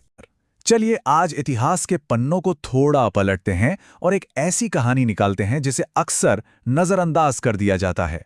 ये कहानी है एक ऐसे हीरो की जिसका संघर्ष भारत की आज़ादी की लड़ाई के बारे में हमारी सोच को चैलेंज करता है। तो शुरू करें? चलिए इतिहास की एक बहुत ही आम सी जानकारी को चैलेंज करते हैं। अच्छा, एक सवाल है। अगर पूछा जाए कि भारत का पहला स्वतंत्रता सेनानी कौन था, तो दिमाग में सबसे पहला नाम कौन सा आता है? शायद एक ही नाम गूंजता है ना? हाँ बिल्कुल, मंगल पांडे। 1857 का सिपाही विद्रोह। हमारी हिस्ट्री की किताबों में तो ज्यादातर यही पढ़ाया जाता है कि स्वतंत्रता संग्राम की शुरुआत यहीं से हुई। पर क्या ये पूरी कहानी है? क्या हो अगर कहा जाए कि आज़ादी की पहली लड़ाई की चिंगारी इससे भी कोई 70 साल पहले जलाई गई थी? ये कहानी है उस शख्स की जिन्हें कई इतिहासकार भारत का पहला फ्रीडम फाइटर मानते हैं। नाम था बाबा तिलका मांझी। इन्हें जबरा पहाड़िया के नाम से भी जाना जाता था। तो इस कहानी को ठीक से समझने के लिए ना हमें थोड़ा टाइम में पीछे जाना होगा, उस जगह, उस वक्त में जहां ये सब कुछ हुआ। ये है जंगल तराई। देखिए, ये सिर्फ जंगल नहीं था, मतलब सिर्फ पेड़ पौधे नहीं थे। ये अपने आप में एक पूरी दुनिया थी, एक सभ्यता जिसके अपने कानून थे, अपना तरीका था जीने का। यहां सदियों से पहाड़ियां और संथाल जैसी जनजातियां रहती थी। सोचिए, जंगल ही उनकी दुनिया थी। उनका खाना पीना, उनकी संस्कृति, उनकी पहचान, सब कुछ इसी जमीन से जुड़ा था। और सबसे बड़ी बात, वो आज़ाद थे, न किसी मुगल के नीचे, न किसी नवाब के। लेकिन फिर एंट्री होती है ईस्ट इंडिया कंपनी की, और वो अपने साथ एक चीज लेकर आए, दीवानी अधिकार। अब ये क्या था? आसान भाषा में समझें तो कंपनी को अब ये हक मिल गया था कि वो जमीन और जंगल से टैक्स वसूल सकती है। ये इन लोगों की आज़ादी पर, उनके जीने के तरीके पर एक सीधा सीधा हमला था। इस पूरी टक्कर को ना दो लोगों के जरिए सबसे अच्छे से समझा जा सकता है। एक तरफ एक, दूसरी तरफ दूसरा, मतलब दो दुनियाएं, दो अलग अलग सोच आमने सामने। एक तरफ थे तिलका मांझी, जंगल के बेटे, जो अपनी मिट्टी और अपने लोगों की आज़ादी के लिए लड़ रहे थे। और दूसरी तरफ था ऑगस्टस क्लीवलैंड, एक यंग एम्बिशियस ब्रिटिश अफसर, जिसका मिशन था इन आदिवासियों को सिविलाइज करना और कंपनी का राज कायम करना। देखिए, क्लीवलैंड काफी चालाक था। उसने सिर्फ ताकत का इस्तेमाल नहीं किया, उसने फूट डालो और राज करो वाली नीति अपनाई। आदिवासी सरदारों को पेंशन का लालच दिया, उन्हें खरीदा, और तो और उन्हीं के लड़ाकों में से एक सेना बना दी, हिल आर्चर्स, ताकि आदिवासी ही आदिवासी के खिलाफ कंपनी के लिए लड़। पर तिलका मांझी इनमें से नहीं थे। उन्होंने झुकने से साफ इनकार कर दिया, और उनका ये इनकार धीरे धीरे एक बड़े विद्रोह में बदल गया। एक ऐसी आग जिसने पूरे जंगल तराई को अपनी चपेट में ले लिया। तिलका का तरीका भी अनोखा था। उन्होंने साल के पत्तों को गांव-गांव भेजकर विद्रोह का बुलावा दिया। उनका प्लान सीधा था, अंग्रेजों का खजाना लूटो और गरीबों में बांट दो, और पहाड़ियों में छिपकर गुरिल्ला वॉरफेयर करो। और उनका सबसे बड़ा टारगेट ऑगस्टस क्लीवलैंड। और फिर तिलका मांझी ने वो कर दिखाया जिसकी किसी ने कल्पना भी नहीं की थी। जैसा कि पश्चिम बंगाल सरकार का एक रिकॉर्ड कहता है, उन्होंने अपने हथियार से सीधे ब्रिटिश सत्ता के सबसे बड़े सिंबल क्लीवलैंड पर ही हमला कर दिया। अब यहां एक दिलचस्प बात है। कुछ रिकॉर्ड्स में लिखा है गुलेल, तो कुछ में कहा गया है कि वो एक ताकतवर धनुष बाण था। देखिए, ये छोटा सा फर्क हमें बताता है कि कैसे इतिहास लिखी हुई बातों और सुनाई गई कहानियों में थोड़ा बदल जाता है। खैर, हथियार चाहे जो भी हो, अंजाम एक ही था। 13 जनवरी 1784 तिलका मांझी का निशाना अचूक था। क्लीवलैंड बुरी तरह घायल हुआ और कुछ ही दिनों में मर गया। सोचिए, एक आदिवासी योद्धा ने ईस्ट इंडिया कंपनी के इतने बड़े अफसर को मार गिराया था। ईस्ट इंडिया कंपनी में हड़कंप मच गया। इतने बड़े अफसर की मौत। उन्होंने बदला लेने के लिए अपनी पूरी ताकत झोंक दी और इस एक घटना ने 2 लोगों की किस्मत हमेशा के लिए लिख दी। 2 बहुत अलग अलग विरासतें। तो क्लीवलैंड को बनाया गया हीरो, उसकी कब्र पर क्या लिखा गया कि उसने एक जंगली जाति को सभ्य बनाया। ये टिपिकल कॉलोनियल सोच थी, अपनी क्रूरता को छुपाने और खुद को महान बताने का तरीका। और तिलका मांझी, उनका अंत बेहद क्रूर और भयानक था। जब वो पकड़े गए तो उन्हें 4 घोड़ों से बांधकर मीलों तक घसीटा गया। उनका लहूलुहान शरीर भागलपुर लाया गया और हजारों लोगों के सामने एक बड़े बरगद के पेड़ से लटकाकर फांसी दे दी गई।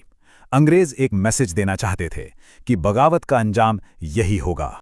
लेकिन अंग्रेज ये नहीं जानते थे कि शरीर खत्म करने से सोच खत्म नहीं होती। वो तिलका मांझी की याद को नहीं मिटा पाए। आज उसी जगह जहां उन्हें फांसी दी गई थी, उनकी मूर्ति खड़ी है। भागलपुर यूनिवर्सिटी का नाम आज तिलका मांझी के नाम पर है। मतलब जिसे इतिहास ने भुलाने की कोशिश की, उसे लोगों ने अपना हीरो बनाकर हमेशा के लिए जिंदा रखा।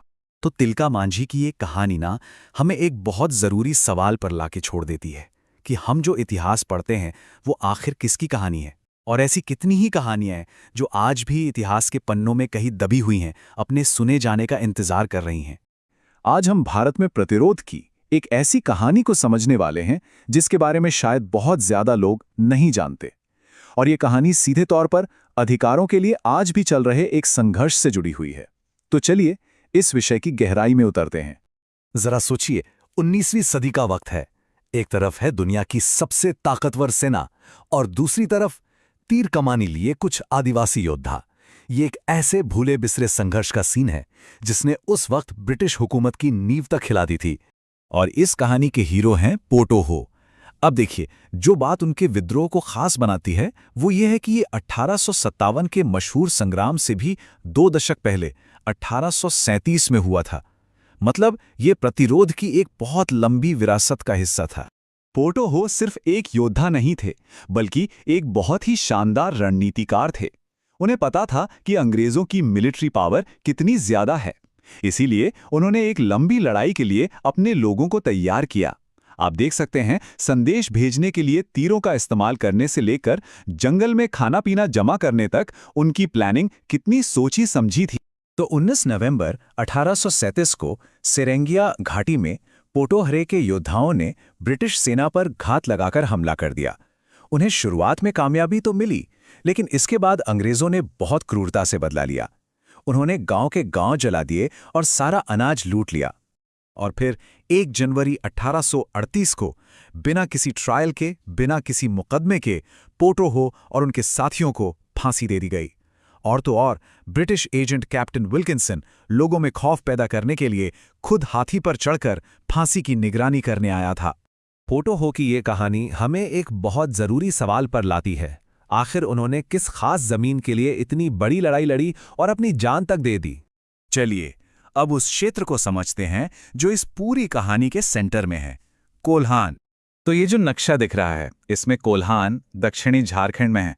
आज के समय में इसमें 3 जिले आते हैं। यही वो इलाका है जिसे पोटो हो अपनी मातृभूमि मानते थे।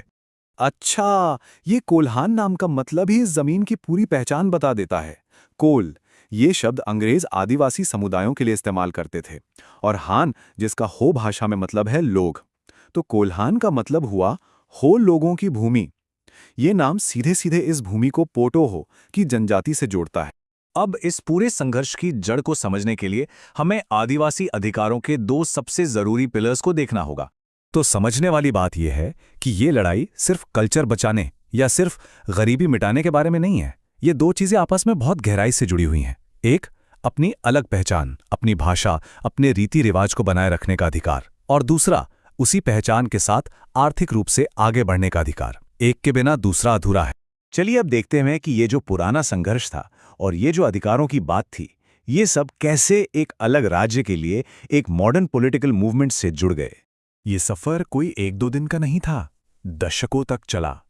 1920 के दशक में पहली पिटीशन दी गई, फिर 1950 के दशक में झारखंड पार्टी बनी, और आखिरकार साल 2000 में झारखंड को भारत का 28वां राज्य बनाया गया।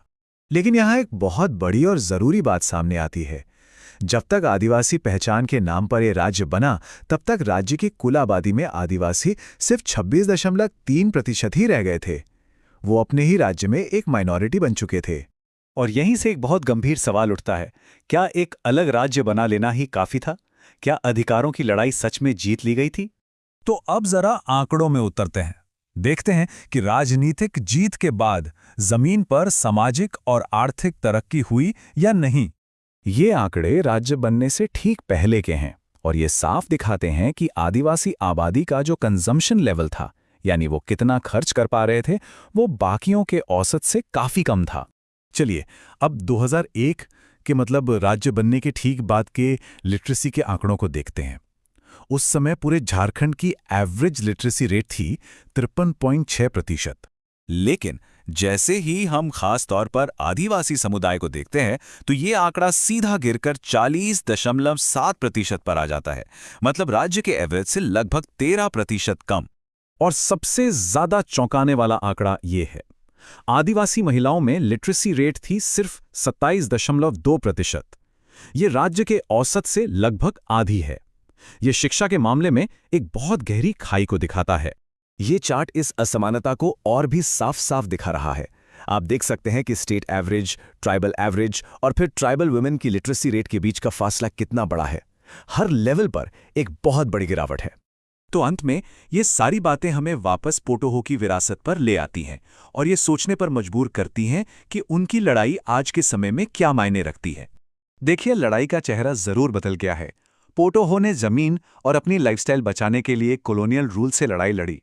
आज का संघर्ष गरीबी, अशिक्षा और विस्थापन के खिलाफ है। कह सकते हैं कि लड़ाई का तरीका बदला है, लेकिन लड़ाई खत्म नहीं हुई है। और ये हमें इस आखिरी सवाल पर छोड़ देता है। एक अलग राज्य का बनना एक बड़ी जीत जरूर थी, लेकिन क्या अधिकारों की वो लड़ाई जो पोटोहो ने शुरू की थी, आज सच में जीत ली गई है? आज हम एक ऐसी कहानी में उतरेंगे जो सिर्फ तारीखों और लड़ाइयों तक ही सीमित नहीं है। नहीं, ये कहानी है जंगल से उठी एक ऐसी गूंज की जिसने 1831 में ब्रिटिश साम्राज्य की नींव हिलाकर रख दी थी। ये कहानी है छोटा नागपुर के पहले संगठित जन आंदोलन यानी कोल विद्रोह। जानते हैं, हर बड़े विद्रोह की जड़ें अक्सर तारीखों और लड़ाइयों में नहीं, बल्कि किसी के व्यक्तिगत अपमान और अन्याय में छिपी होती हैं। और कोल विद्रोह की कहानी भी ठीक यहीं से शुरू होती है। विद्रोह की जो पहली चिंगारी थी वो 2 पर्सनल हमलों से भड़की। जरा सोचिए, सिंधराय मान की, उनसे उनके 12 गांव छीन लिए गए और उनकी बहनों का सरेआम अपमान किया गया। फिर सुरगा मुंडा की पत्नी का अपहरण कर लिया गया, उन पर अत्याचार हुए। ये सिर्फ अन्याय नहीं था, ये उनके सम्मान पर एक सीधा हमला था। और इसी के जवाब में 700 आदिवासियों ने मिलकर कसम खाई बदला लेने की और अपना सम्मान वापस पाने की। ये सिर्फ कोई खोखला नारा नहीं था, नहीं, ये एक शपथ थी। और इसी एक वाक्य ने निजी दर्द को एक सामूहिक आंदोलन में बदल दिया। ये उनके आत्मसम्मान की लड़ाई का बिगुल था। तो ये जो व्यक्तिगत अपमान थे, ये तो बस चिंगारी थे। आग तो असल में सालों से सुलग रही थी, उन वजहों से जिन्होंने पूरे छोटा नागपुर को एक बारूद के ढेर में बदल दिया था। इस विद्रोह की 4 मुख्य वजहें थीं। पहली, भूमि। लगान न चुका पाने पर आदिवासियों की पुश्तैनी जमीनें नीलाम हो रही थीं और बाहरी लोगों यानी दिकुओं के हाथ में जा रही थीं। दूसरी वजह, शोषण। महाजन और जमींदार उनसे जबरदस्ती बेगारी करवाते थे, मतलब बिना पैसे के काम। तीसरा, उनकी संस्कृति पर हमला। उनकी पारंपरिक चावल की शराब, हड़िया, उस पर भी टैक्स लगा दिया गया। और चौथा, अन्याय। पुलिस भ्रष्ट थी और अंग्रेजी कानून में उनकी कोई सुनवाई ही नहीं। जब वजहें इतनी गहरी हों तो विद्रोह का फैलना तो तय था, पर सवाल यह है कि ये विद्रोही कौन थे और उनकी आवाज कितनी दूर तक गूंजी। देखिए, कोल कोई एक जनजाति नहीं थी। ये मुंडा, ओरांव, हो और चेरू जैसी कई जनजातियों का एक गठबंधन था, जिन्हें बाहरी लोग एक साथ कोल कहकर बुलाते थे। ये विद्रोह जंगल की आग की तरह पूरे इलाके में फैल गया। खासकर रांची, हजारीबाग और मानभूम में विद्रोहियों ने अपने उत्पीड़न के प्रतीकों को निशाना बनाया, जैसे नए जमींदार, महाजन और हाँ, अंग्रेजों के वफादार। विद्रोह का पैमाना इतना बड़ा था कि शुरुआती दौर में ही 4000 से ज्यादा मकान और कचहरियां जला दी गईं। इससे अंग्रेज इतने घबरा गए कि उन्हें बनारस, बैरकपुर और दानापुर से सेना बुलानी पड़ी। इस विद्रोह के जवाब में ब्रिटिश साम्राज्य ने अपनी पूरी ताकत झोंक दी और फिर जो संघर्ष हुआ वो बहुत ही क्रूर और बिल्कुल असमान था। ये लड़ाई बराबरी की थी ही नहीं। एक तरफ थे आदिवासी अपने पारंपरिक तीर धनुष, फरसे और गुरिल्ला युद्ध की रणनीति के साथ, और दूसरी तरफ थी कैप्टन विल्किंसन की ब्रिटिश सेना जो बंदूकों, तोपों और एक ऑर्गेनाइज्ड घुड़सवार सेना से लैस थी। विद्रोह को बेरहमी से कुचल तो दिया गया, लेकिन कहानी यहां खत्म नहीं होती। इस दमन के बावजूद इसका एक बहुत गहरा और स्थायी प्रभाव पड़ा। विद्रोह का अंत बहुत दुखद था। इसके एक प्रमुख नेता बुद्धू भगत अपने 150 साथियों के साथ शहीद हो गए और 1832 में सिंदराय मानकी ने भी आत्मसमर्पण कर दिया। ये आंकड़े दमन की असली कीमत बताते हैं, और ये भी कि अंतिम संघर्ष कितना एक तरफा था, जहां हजारों आदिवासी मारे गए और लगभग 5000 वर्ग मील जमीन वीरान कर दी गई, वहीं सिर्फ 16 ब्रिटिश सैनिक मारे गए। लेकिन इतनी कुर्बानियों के बाद भी विद्रोह की गूंज इतनी शक्तिशाली थी कि इसने अंग्रेजों को इस क्षेत्र में अपनी नीतियों पर पूरी तरह से दोबारा सोचने पर मजबूर कर दिया। हुआ ये कि अंग्रेजों ने साउथ वेस्ट फ्रंटियर एजेंसी नाम की एक नई प्रशासनिक इकाई बनाई, नए कानून लागू किए और एक तरह से यह मान लिया कि उनकी पुरानी व्यवस्था पूरी तरह फेल हो चुकी थी, और इस सब कुछ सीधे तौर पर कोल विद्रोह की वजह से हुआ था। और यहीं पर एक बड़ा सवाल उठता है, प्रतिरोध और जीत का असली मतलब क्या है? अगर कोई आंदोलन अपने दुश्मनों को अपनी नीतियां बदलने पर मजबूर कर दे, तो क्या उसे वाकई हारा हुआ कहा जा सकता है? सोचिएगा जरूर। कभी सोचा है कि एक परिवार का आपसी झगड़ा क्या देश की आजादी की लड़ाई बन सकता है? देखिए, इतिहास की किताबों में ना हमें अक्सर हीरो और विलेन की बड़ी सीधी सादी कहानियां मिलती हैं, पर आज हम एक ऐसी कहानी में उतरने वाले हैं जहां हीरो कौन है और विलेन कौन, ये तय करना इतना आसान है ही नहीं। तो चलिए थोड़ा टाइम में पीछे चलते हैं। साल था 1832 और जगह थी बंगाल का बड़ा भूम इलाका। यहीं से एक ऐसी चिंगारी भड़की जिसने देखते ही देखते पूरे जंगल महल को अपनी आग की लपेट में ले लिया। लेकिन मजे की बात यह है कि ये आग किसी बाहर वाले ने नहीं लगाई थी। अरे इसकी जड़ें तो एक ही शाही परिवार के अंदर थीं। तो सीन कुछ ऐसा था। बड़ा भूम के राजा हुआ करते थे विवेक नारायण। अब देखिए, कायदा तो ये कहता था कि गद्दी पहली रानी यानी पटरानी के बेटे को ही मिलनी चाहिए, लेकिन भाई अंग्रेजों को कायदे कानून से ज्यादा मतलब था लगान से, पैसे से। तो उन्होंने क्या किया, उन्होंने जानबूझकर दूसरी रानी के बेटों का साइड लिया ताकि गद्दी पर उनकी कठपुतली बैठ सके। पहले तो उन्होंने पटरानी के बेटे लक्ष्मण सिंह को हटवाया और फिर अगली पीढ़ी में उनके बेटे गंगा नारायण का हक भी छीन लिया। अब जाहिर है गंगा नारायण के लिए ये सिर्फ जमीन की बात नहीं थी, ये तो उनके मान सम्मान, उनकी विरासत का सवाल बन गया। अब देखिए, गंगा नारायण से सिर्फ उनकी जमीन ही नहीं छीनी गई थी, उनके ही चचेरे भाई जो अब नए दीवान बन बैठे थे, माधव सिंह, उन्होंने तो उनके सारे पारंपरिक अधिकार भी छीन लिए। बस यहीं पर गंगा नारायण के सब्र का बांध टूट गया। उन्होंने क्या किया, जो लोकल लड़ाके थे ना, घटवाल, उनकी एक सेना बनाई और सीधा माधव सिंह पर हमला बोल दिया। माधव सिंह को किडनैप करके पास की एक पहाड़ी पर ले जाया गया और मार दिया गया। और ये सिर्फ एक कत्ल नहीं था, ये तो अंग्रेजी हुकूमत के खिलाफ एक खुली चुनौती थी, एक ऐलान जंग था। और बस यहीं से असली सवाल उठता है, क्या ये सिर्फ दो भाइयों का आपसी बदला था, एक फैमिली फ्यूड, या फिर ये अंग्रेजों के जुल्म के खिलाफ आम लोगों के गुस्से की वो पहली चिंगारी थी, एक क्रांति की शुरुआत? यही वो सवाल है जिसका जवाब हमें इतिहास की दो एकदम अलग अलग कहानियों की तरफ ले जाता है। मतलब एक ही घटना, लेकिन उसको देखने के दो एकदम अलग नजरिए, और इन्हीं दो नजरियों से निकलती हैं दो बिल्कुल अलग अलग कहानियां। अब गंगा नारायण की कहानी को ठीक से समझने के लिए हमें थोड़ा और पीछे जाना होगा। एक और विद्रोह को देखना होगा जो इससे 15 साल पहले ओडिशा में हुआ था, पाइका विद्रोह। पता है क्यों? क्योंकि इतिहासकारों ने इस विद्रोह को जिस तरह से देखा ना, उसी से हमें यह अंदाजा लगेगा कि गंगा नारायण की लड़ाई पर भी इतनी अलग अलग राय क्यों हैं। तो पहले देखते हैं कि अंग्रेज क्या सोचते थे।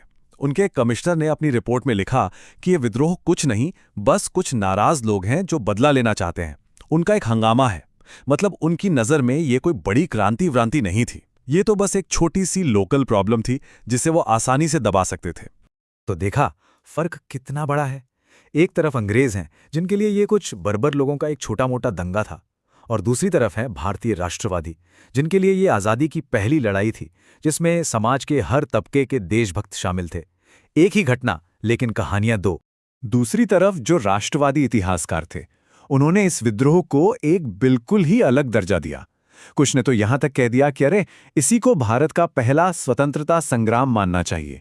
उनके हिसाब से ये वो पल था जब पहली बार लोगों ने एक साथ मिलकर विदेशी हुकूमत को जड़ से उखाड़ फेंकने का सपना देखा। तो अब हमारे सामने दो बिल्कुल अलग अलग कहानियां हैं, एक छोटा मोटा दंगा या आजादी की पहली लड़ाई। लेकिन क्या हो अगर सच इन दोनों के बीच में कहीं छिपा हो? क्या ऐसा हो सकता है कि ये दोनों ही कहानियां अपने आप में अधूरी हों? और यहीं पर एक बहुत ही दिलचस्प आइडिया सामने आता है, विद्रोह की अनेक वंशावलियां। सुनने में थोड़ा मुश्किल लग रहा है ना, पर यह नजरिया हमें इतिहास की एक पूरी तरह से नई तस्वीर दिखाता है। तो इसका मतलब क्या है? चलिए इसे ऐसे समझते हैं। सोचिए एक बड़ी नदी के बारे में। क्या वो किसी एक जगह से निकलती है? नहीं ना, कई छोटी छोटी धाराएं, झरने, नदियां सब मिलके उसे एक विशाल नदी बनाते हैं। बस बिल्कुल इसी तरह कोई भी बड़ा विद्रोह किसी एक वजह से नहीं होता। ये तो असल में कई अलग अलग लोगों के गुस्से, उनकी शिकायतों, उनकी अपनी अपनी लड़ाइयों का एक संगम होता है। ये सब धाराएं जब एक साथ मिल जाती हैं तो एक बड़ी लहर बन जाती हैं। तो चलिए अब इसी नए नजरिए से, इसी चश्मे से 1832 के भूमिज विद्रोह को फिर से देखते हैं। कोशिश करते हैं उन अलग अलग धाराओं को ढूंढने की जिनसे मिलकर ये विद्रोह की बड़ी नदी बनी थी। तो पहली धारा ये थी उन अमीर और ताकतवर लोगों की जिनसे उनकी पावर छीन ली गई थी, जैसे खुद गंगा नारायण जिनकी जमींदारी चली गई, या फिर घटवाल मतलब वो लोकल सरदार जिनकी अपनी पुलिस फोर्स हुआ करती थी और अंग्रेजों ने उसे खत्म कर दिया था। तो इन लोगों के लिए ये लड़ाई अपना खोया हुआ सम्मान, अपनी इज्जत वापस पाने की थी। ये कह सकते हैं उनकी पर्सनल लड़ाई थी। लेकिन रुकिए, यह लड़ाई सिर्फ बड़े लोगों की नहीं थी। दूसरी धारा थी आम किसानों के गुस्से की। अंग्रेजों ने लगान इतना ज्यादा बढ़ा दिया था कि लोगों की कमर ही टूट गई थी। सोचिए, पास के ही एक इलाके में सिर्फ 10 साल के अंदर टैक्स 24% बढ़ गया था। इन लोगों के लिए ये लड़ाई अपने पेट की आग बुझाने की थी, इस जुल्मी टैक्स से छुटकारा पाने की थी। भले ही वजहें अलग अलग थी, पर सबका दुश्मन एक ही था, अंग्रेजी हुकूमत। और फिर आती है तीसरी और शायद सबसे जरूरी धारा। ये थी जंगल के असली हकदारों का विद्रोह, आदिवासी समुदाय। वो लोग जो सदियों से इन जंगलों को अपना घर मानते आए थे। अंग्रेज जो नए नए कानून ला रहे थे वो इनकी आज़ादी पर सीधा हमला थे। तो भूमिज और कोल जैसे आदिवासी समूहों के लिए ये लड़ाई अपनी जमीन, अपनी संस्कृति, अपनी पहचान बचाने की थी। उन्होंने गंगा नारायण का साथ क्यों दिया? क्योंकि उन्हें गंगा नारायण में एक ऐसा लीडर दिखा जो अंग्रेजों को यहां से भगा सकता था। और फिर तो देखते ही देखते आसपास के दूसरे जमींदार भी इस लड़ाई में कूद पड़े।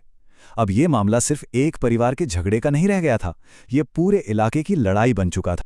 तो जब हम इन सारी धाराओं को एक साथ जोड़कर देखते हैं तो वो हीरो और विलेन वाली सिंपल सी कहानी थोड़ी धुंधली पड़ने लगती है ना? और पता है, इस विद्रोह का अंत भी इसकी शुरुआत की तरह ही काफी उलझा हुआ था।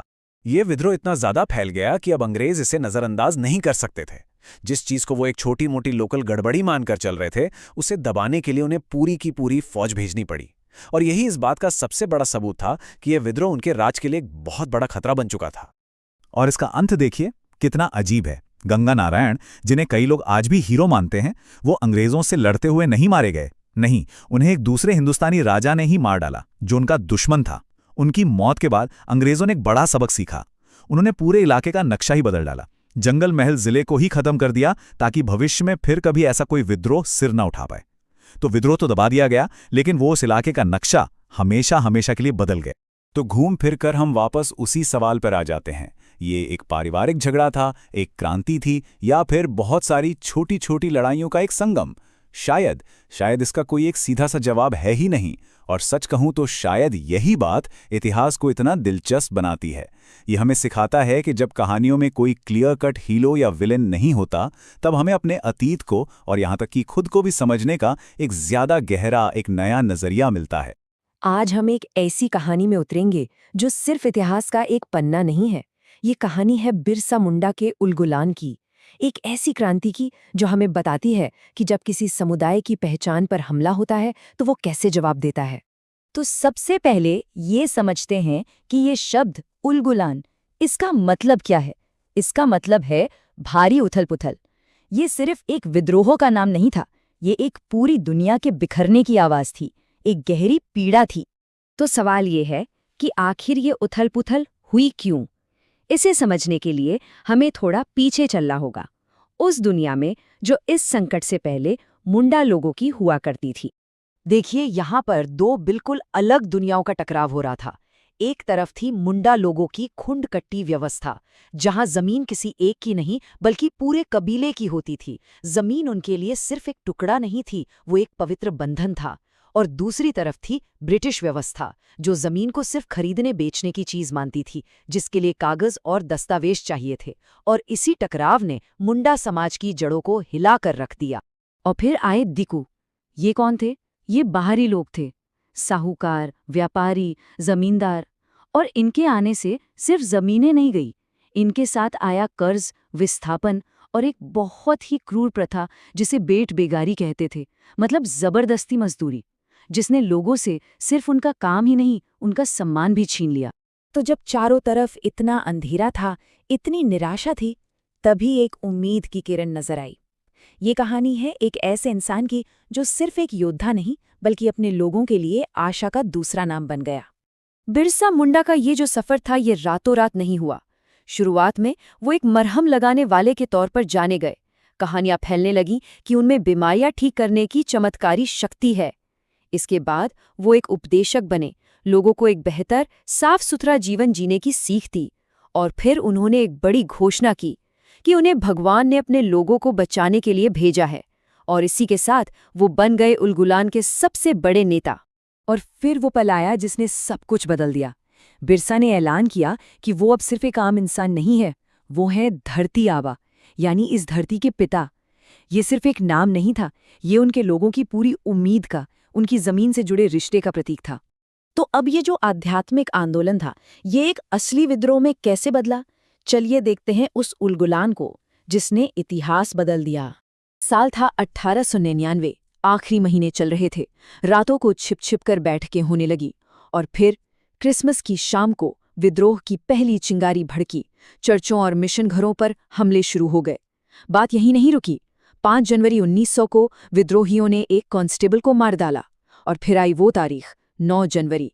सैल रिकाब पहाड़ी पर वो आखिरी और सबसे भयानक टकराव हुआ। लेकिन लोग इतनी बड़ी ताकत से लड़ने के लिए तैयार कैसे हुए?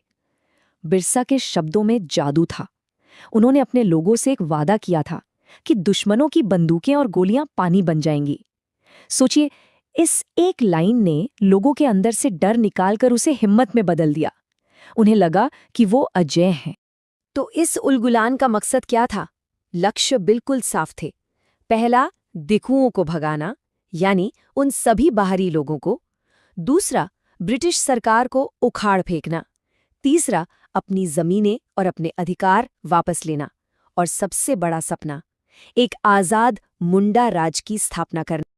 लेकिन ये कहानी सिर्फ लड़ाई और हार जीत की नहीं है। सोचने वाली बात यह है कि इतनी बड़ी हार के बाद भी ये आंदोलन, ये सोच जिंदा कैसे रही? इसका जवाब एक शब्द में है, रेजिलियंस, यानी लचीलापन। चलिए इसी को समझते हैं। तो ये रेजिलियंस या लचीलापन होता क्या है? इसका सीधा सा मतलब है मुश्किल से मुश्किल हालात में भी अपने असल मकसद और अपनी पहचान को बनाए रखने की ताकत। ये सिर्फ किसी तरह जिंदा रह जाना नहीं है, ये अपनी पहचान को बचाए रखना है। और मुंडा लोगों ने बिल्कुल यही किया। जानकर कहते हैं कि किसी भी समुदाय का ये लचीलापन कुछ चीजों पर टिका होता है, जैसे कि आपस में बातचीत, एक दूसरे का सहयोग, एकजुटता और एक साझा विश्वास। ये सिर्फ किताबी बातें नहीं हैं, ये वो धागे हैं जो मुश्किल समय में एक समाज को बिखरने से बचाते हैं। और उलगुलान की कहानी में ये सब हमें साफ साफ दिखता है। इसका एक बहुत ही जबरदस्त उदाहरण है गया मुंडा और उनके परिवार की कहानी। जब अंग्रेज अफसर ने उन्हें सरेंडर करने को कहा, तो गया मुंडा ने क्या कहा? उन्होंने कहा, ये घर मेरा है, तुम्हारा यहाँ कोई काम नहीं। और सिर्फ वो अकेले नहीं लड़े, उनका पूरा परिवार, यहाँ तक कि गोद में बच्चा लिए औरतें भी कुल्हाड़ी और तीर धनुष लेकर खड़ी हो गईं। ये सिर्फ बगावत नहीं थी, ये उस एकजुटता का सबूत था जिसकी हम बात कर रहे थे। यहाँ तक कि सैल रक्का पहाड़ी के उस भयानक हार के बाद भी ये लचीलापन कम नहीं हुआ। मुंडा लोगों ने उस हार को भुलाया नहीं, बल्कि उसे अपनी याद का हिस्सा बना लिया। उन्होंने उस पहाड़ी को एक नया नाम दिया, टोपोर बुरु, यानी गोलीबारी वाली पहाड़ी। उन्होंने अपने शहीदों पर गीत लिखे। इस तरह उन्होंने अपने दुख को एक ताकत में, एक कलेक्टिव मेमोरी में बदल दिया। तो क्या बिरसा की मौत के साथ ये कहानी खत्म हो गई? बिल्कुल नहीं। असल में कहानी का सबसे जरूरी हिस्सा तो अब शुरू होता है, उनके आंदोलन की वो विरासत जो आज भी जिंदा है। साल 1900 में बिरसा मुंडा को धोखे से पकड़ लिया गया और सिर्फ 25 साल की उम्र में रांची जेल में उनकी मौत हो गई।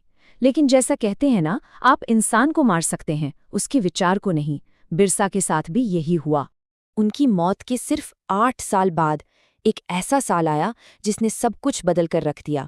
1908 में आया छोटा नागपुर काश्तकारी अधिनियम। ये एक बहुत बहुत बड़ी जीत थी। इस एक कानून ने वो कर दिखाया जिसके लिए उलगुलान हुआ था। इसने आदिवासियों के जमीनी हक को कानूनी सुरक्षा दी, उनकी खुंटकट्टी व्यवस्था को मान्यता दी और सबसे जरूरी बेट बिगारी पर पाबंदी लगा दी। जो विद्रोह के मकसद थे वो अब देश का कानून बन चुके थे। और यही बात हमें उस एक लाइन पर वापस ले आती है, न उलगुलान का अंत और न बिरसा की मृत्यु। ये हमें सिखाता है कि कुछ लड़ाइयाँ शायद जमीन पर खत्म हो जाती हैं, लेकिन उनकी आत्मा, उनकी सोच हमेशा जिंदा रहती है उन लोगों की यादों में और उन कानूनों में जिनके लिए ये सब कुछ किया गया था। विरासत सिर्फ जीत की नहीं होती, विरासत लचीलेपन की होती। चलिए आज भारत के इतिहास के एक बहुत ही अहम पन्ने को पलटते हैं। ये कहानी है 1855 के संथाल विद्रोह की, अन्याय और शोषण के खिलाफ एक जबरदस्त संघर्ष की कहानी। सोचिए, ये शब्द एक ब्रिटिश इतिहासकार के हैं और ये एक ही लाइन में उस पूरी बेबसी को समेट लेते हैं जिसने भारत के सबसे शक्तिशाली औपनिवेशिक विरोधी विद्रोहों में से एक को जन्म दिया। तो आखिर ये विद्रोह हुआ क्यों? इसकी जड़ें कितनी गहरी थीं? इसे समझने के लिए हमें पहले उस जगह और वहां रहने वाले लोगों की कहानी को जानना होगा। कहानी शुरू होती है दामिनी कोह से, जिसका मतलब है पहाड़ों का आंचल। अंग्रेजों ने संथालों को इस इलाके में बसने के लिए बढ़ावा दिया और देखिए, संथालों ने अपनी मेहनत से उस जमीन की काया ही पलट दी, उसे एक हरा भरा उपजाऊ इलाका बना दिया। पर यह खुशहाली ज्यादा दिन नहीं टिकी। जल्द ही ये वादा की हुई जमीन एक जाल बन गई, क्योंकि अब एंट्री होती है दीकू लोगों की, यानी बाहरी लोग जैसे जमींदार, साहूकार और पुलिस, जो यहां आके बस गए। और इन जमींदारों, साहूकारों और अंग्रेजी हुकूमत ने मिलकर शोषण का एक ऐसा जाल बिछाया, मतलब संथालों की जिंदगी हर तरह से मुश्किल बना दी गई थी, उन पर हर तरह से जुल्म हो रहा था। और ये शोषण किस हद तक था, जरा ये आंकड़ा देखिए, 50 से 500% तक का ब्याज। ये कोई मामूली कर्ज नहीं था, ये एक ऐसा दलदल था जिसमें संथालों की पीढ़ियां फंसती चली जा रही थीं, एक कभी ना खत्म होने वाली गुलामी। तो जब इंसाफ के सारे दरवाजे बंद हो गए और कोई सुनने वाला नहीं था, तो संथालों ने ऊपर वाले की तरफ देखा। उन्हें एक दैवीय सहारे की उम्मीद थी और इसी उम्मीद के बीच नेतृत्व उभरा, वो भी एक ही परिवार से। ये थे मुर्मू परिवार के 4 भाई, सिद्धू, कानो, चांद और भैरव, और उनकी 2 बहनें, फूलो और झानो। इन्होंने ही अपने लोगों की इस लड़ाई की कमान संभाली। सिद्धू और कानो ने ऐलान किया कि उन्हें उनके देवता ठाकुर से एक दिव्य संदेश मिला है, और बस इसी एक संदेश ने इस लड़ाई को सिर्फ एक विद्रोह नहीं बल्कि एक पवित्र मिशन बना दिया। तो अब ये गुस्सा सिर्फ गुस्सा नहीं रहा। इस दैवीय संदेश ने लोगों के अंदर की आग को एक संगठित क्रांति में बदल दिया, जिसे नाम दिया गया हुल। और हुल का मतलब संथाली में कोई छोटा मोटा दंगा या फसाद नहीं होता, इसका मतलब है मुक्ति आंदोलन, एक पूरी क्रांति। ये अपने जालिमों के खिलाफ एक खुला ऐलान जंग था। देखिए, शुरुआत हुई 30 जून 1855 को। हजारों संथाल शांति से अपनी बात रखने के लिए जमा हुए थे, लेकिन जब एक भ्रष्ट पुलिस अफसर ने उन्हें रोकने की कोशिश की तो जो चिंगारी भड़की उसने पूरे इलाके को अपनी चपेट में ले लिया, और यहीं से ये शांतिपूर्ण आंदोलन एक हिंसक विद्रोह में तब्दील हो गया। चलिए अब बात करते हैं असल लड़ाई की, एक ऐसी लड़ाई जो हिम्मत और हैवानियत दोनों की मिसाल बन गई। ये तस्वीर इस लड़ाई की हकीकत को साफ साफ दिखाती है। सोचिए, एक तरफ थे संथाल जिनके पास थे सिर्फ अपने पारंपरिक हथियार, धनुष बाण, भाले, और दूसरी तरफ थी ब्रिटिश सेना, बंदूकें, तोपें और पूरी की पूरी ट्रेंड फौज। उनके साहस की एक कहानी सुनिए जिसे एक ब्रिटिश अफसर ने ही लिखा था।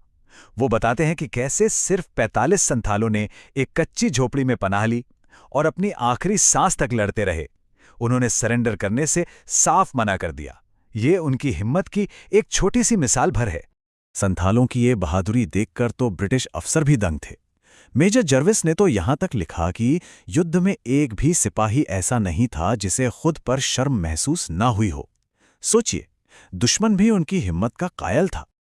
लेकिन इस बहादुरी की बहुत बड़ी कीमत चुकानी पड़ी। अंदाजा है कि 15,000 से भी ज्यादा संथाल इस विद्रोह में मारे गए। ये एक बहुत बड़ा बलिदान था, अपनी आज़ादी और अपने सम्मान के लिए। भले ही इस विद्रोह को बड़ी बेरहमी से कुचल दिया गया, पर यह नाकाम नहीं हुआ। संथालों का ये बलिदान बेकार नहीं गया। इसका एक ऐसा असर हुआ जिसने आने वाले वक्त के लिए सब कुछ बदल दिया। इस विद्रोह ने अंग्रेजी हुकूमत को झुकने पर मजबूर कर दिया। उन्हें संथालों की मांगें माननी पड़ी। एक नया जिला बनाया गया, संथाल परगना। संथालों को उनकी जमीन पर खास अधिकार दिए गए, जो आज भी कायम है। ये उस महान हुल की सीधी जीत थी। हुल की वो आग, वो जज्बा आज भी संथाल संस्कृति में जिंदा है। ये कहानी हमें हमेशा याद दिलाती है कि न्याय और आत्मसम्मान की लड़ाई कभी बेकार नहीं जाती। ये एक ऐसी विरासत है जिसे कभी भुलाया नहीं जाना चाहिए। आज हम आपको भारतीय इतिहास के एक ऐसे पन्ने से रूबरू कराएंगे जिसके बारे में शायद कम ही बात होती है। ये कहानी है एक महाविद्रोह की, जो जमीन, पहचान और न्याय के लिए लड़ी गई थी। एक ऐसी लड़ाई जिसने दशकों के शांतिपूर्ण संघर्ष के बाद जन्म लिया और आदिवासियों के अधिकारों को हमेशा के लिए बदल कर रख दिया। चलिए शुरुआत एक सवाल से करते हैं। क्या आप जानते हैं कि भारतीय संसद के सेंट्रल हॉल में किस एकमात्र आदिवासी नेता की तस्वीर लगी है? इसका जवाब हमें एक ऐसी असाधारण कहानी की तरफ ले जाता है जो आपको जरूर जाननी चाहिए। जी हाँ, बिरसा मुंडा, एक स्वतंत्रता सेनानी, एक धार्मिक नेता, एक लोक नायक, और ये सब कुछ उन्होंने हासिल किया सिर्फ 25 साल की उम्र से पहले। सोचिए जरा। लेकिन उनकी कहानी को पूरी तरह समझने के लिए हमें थोड़ा पीछे जाना होगा, उनके लोगों और उनकी जमीन की कहानी को समझना होगा। तो चलिए इस विद्रोह की जड़ों तक चलते हैं। आखिर वो कौन सी वजह थी जिन्होंने छोटा नागपुर के शांत जंगलों में बगावत की इतनी बड़ी आग भड़का दी थी? इस पूरी कहानी के दिल में है एक शब्द, खुंटकट्टी। देखिए, ये सिर्फ जमीन का एक टुकड़ा नहीं था। ये मुंडा समुदाय की पहचान, उनकी संस्कृति और उनकी पूरी आजीविका का आधार था। इसमें जमीन किसी एक इंसान की नहीं होती थी, बल्कि पूरे के पूरे समुदाय की होती थी। यहाँ पर ना दो अलग अलग दुनियाओं का सीधा टकराव था।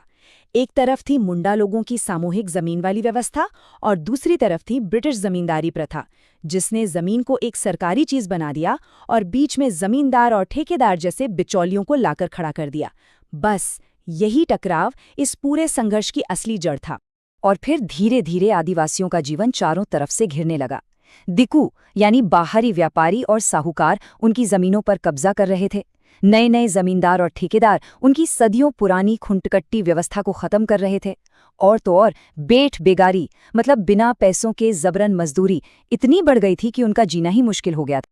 लेकिन बिरसा के महाविद्रोह से भी पहले एक और लड़ाई लड़ी जा रही थी। एक 40 साल लंबा संघर्ष जिसने इस बड़ी क्रांति के लिए जमीन तैयार की। ये थे सरदार, अपने समुदाय के पढ़े लिखे नेता, और इनकी लड़ाई पता है, हथियारों से नहीं थी। इनकी लड़ाई शुरू हुई थी याचिकाओं और कानून की किताबों से। पूरे 40 साल तक इन्होंने शांति से, कानूनी तरीकों से अपनी जमीन और अपना सम्मान वापस पाने की कोशिश की। तो देखिए, ये आंदोलन 3 अलग अलग दौर से गुजरा। शुरुआत हुई जमीन वापस पाने की कानूनी लड़ाई से, फिर यह अपनी संस्कृति और पुराने मूल्यों को बचाने के आंदोलन में बदल गया, और आखिर में जब हर तरफ से निराशा हाथ लगी तो ये एक राजनीतिक जंग बन गया। नारा था मुल्की व मिल्की, यानी अपनी मातृभूमि और अपनी जमीन की लड़ाई। अब कहानी में एक और दिलचस्प मोड़ आता है, ईसाई मिशनरियों की एंट्री के साथ। शुरुआत में तो आदिवासियों को लगा कि वाह, उन्हें एक बहुत शक्तिशाली साथी मिल गया है। मिशनरियों ने उन्हें कानूनी लड़ाई में मदद भी की और शिक्षा भी दी। और ये आंकड़े देखिए, ये अपने आप में एक पूरी कहानी कहते हैं। जब जब मिशनरियों ने जमीन के मामलों में मदद की, ईसाई धर्म अपनाने वालों की संख्या आसमान छू गई, और जैसे ही उन्होंने मदद से हाथ खींचे, ये संख्या धड़ाम से नीचे गिर गई। इससे एक बात तो साफ थी, आदिवासियों के लिए धर्म से ज्यादा जरूरी अपनी जमीन की लड़ाई थी। लेकिन फिर कहानी पूरी तरह बदल गई। ब्रिटिश सरकार के दबाव में आकर मिशनरियों ने जमीन के मुद्दों से खुद को अलग कर लिया, और ये सरदारों के लिए एक बहुत बहुत बड़ा धोखा था। उन्हें ये एहसास हो गया कि अब उन्हें अपने दम पर ही लड़ना होगा, कोई उनकी मदद नहीं करेगा। और बस यहीं से कहानी में एंट्री होती है बिरसा मुंडा की। 40 साल के संघर्ष से जो निराशा और गुस्सा इकट्ठा हुआ था, बिरसा ने उसे एक क्रांति की आग में बदल दिया। बिरसा के आंदोलन को नाम दिया गया उलगुलान, जिसका मतलब ही है महाविद्रोह। इसका मकसद कोई छोटा-मोटा सुधार नहीं था, इसका लक्ष्य था पूर्ण स्वतंत्रता। एक ऐसा मुंडा राज जहां कोई जमींदार नहीं, कोई अंग्रेज नहीं, कोई बाहरी नहीं होगा। सरदार आंदोलन ने जमीन तो तैयार कर दी थी, पर अब उन्हें एक ऐसे चेहरे, एक ऐसे नेता की जरूरत थी जो लोगों को एकजुट कर सके। बिरसा मुंडा वही नेता थे। वो एक भविष्यवक्ता भी थे और एक क्रांतिकारी भी, और उन्होंने आदिवासियों को एक झंडे के नीचे लाकर खड़ा कर दिया। और फिर बगावत की वो चिंगारी आग बन गई। क्रिसमस 1899 की शाम को विद्रोहियों ने चर्चों पर हमला किया, जो अब उनके लिए धोखे का प्रतीक बन चुके थे। इसके बाद उन्होंने पुलिस थानों को निशाना बनाया। ये सीधे सीधे ब्रिटिश राज को खुली चुनौती थी। ये विद्रोह छोटा था लेकिन बेहद हिंसक था, जिसे आखिरकार अंग्रेजों ने बेरहमी से कुचल दिया। बिरसा को पकड़ लिया गया और महज 25 साल की उम्र में, सिर्फ 25 साल की उम्र में रांची जेल में उनकी मौत हो गई। एक युवा क्रांतिकारी का एक बहुत ही दुखद अंत। तो क्या कहानी यहीं खत्म हो गई? क्या वो विद्रोह, वो लड़ाई बेकार गई? बिल्कुल नहीं। लड़ाई भले ही हार गए हों, लेकिन युद्ध का नतीजा अभी बाकी था। देखिए, उलगुलान को भले ही कुचल दिया गया, लेकिन बिरसा का बलिदान और सरदारों का वो 40 साल का लंबा संघर्ष, वो बेकार नहीं गया। इसने ब्रिटिश सरकार को इतना हिला दिया कि उन्हें आखिरकार आदिवासियों की मांगों पर ध्यान देना ही पड़ा। और उसका नतीजा एक ऐतिहासिक कानून, छोटा नागपुर काश्तकारी अधिनियम 1908। ये उस लंबी और मुश्किल लड़ाई की सबसे बड़ी जीत थी। ये कानून दशकों के उस संघर्ष का फल था। इसने आदिवासियों की खुंट-कटी जमीन को कानूनी मान्यता दी, बेट बेगारी यानी जबरन मजदूरी पर हमेशा के लिए रोक लगा दी, और सबसे जरूरी बात, इसने आदिवासी जमीन को गैर आदिवासियों को बेचने या ट्रांसफर करने पर रोक लगा दी। उनकी जमीन को एक कानूनी सुरक्षा कवच मिल गया। तो सवाल ये उठता है कि 19वीं सदी का जमीन और पहचान के लिए हुआ ये संघर्ष आज भी भारत में आदिवासी अधिकारों के लिए इतना जरूरी क्यों है?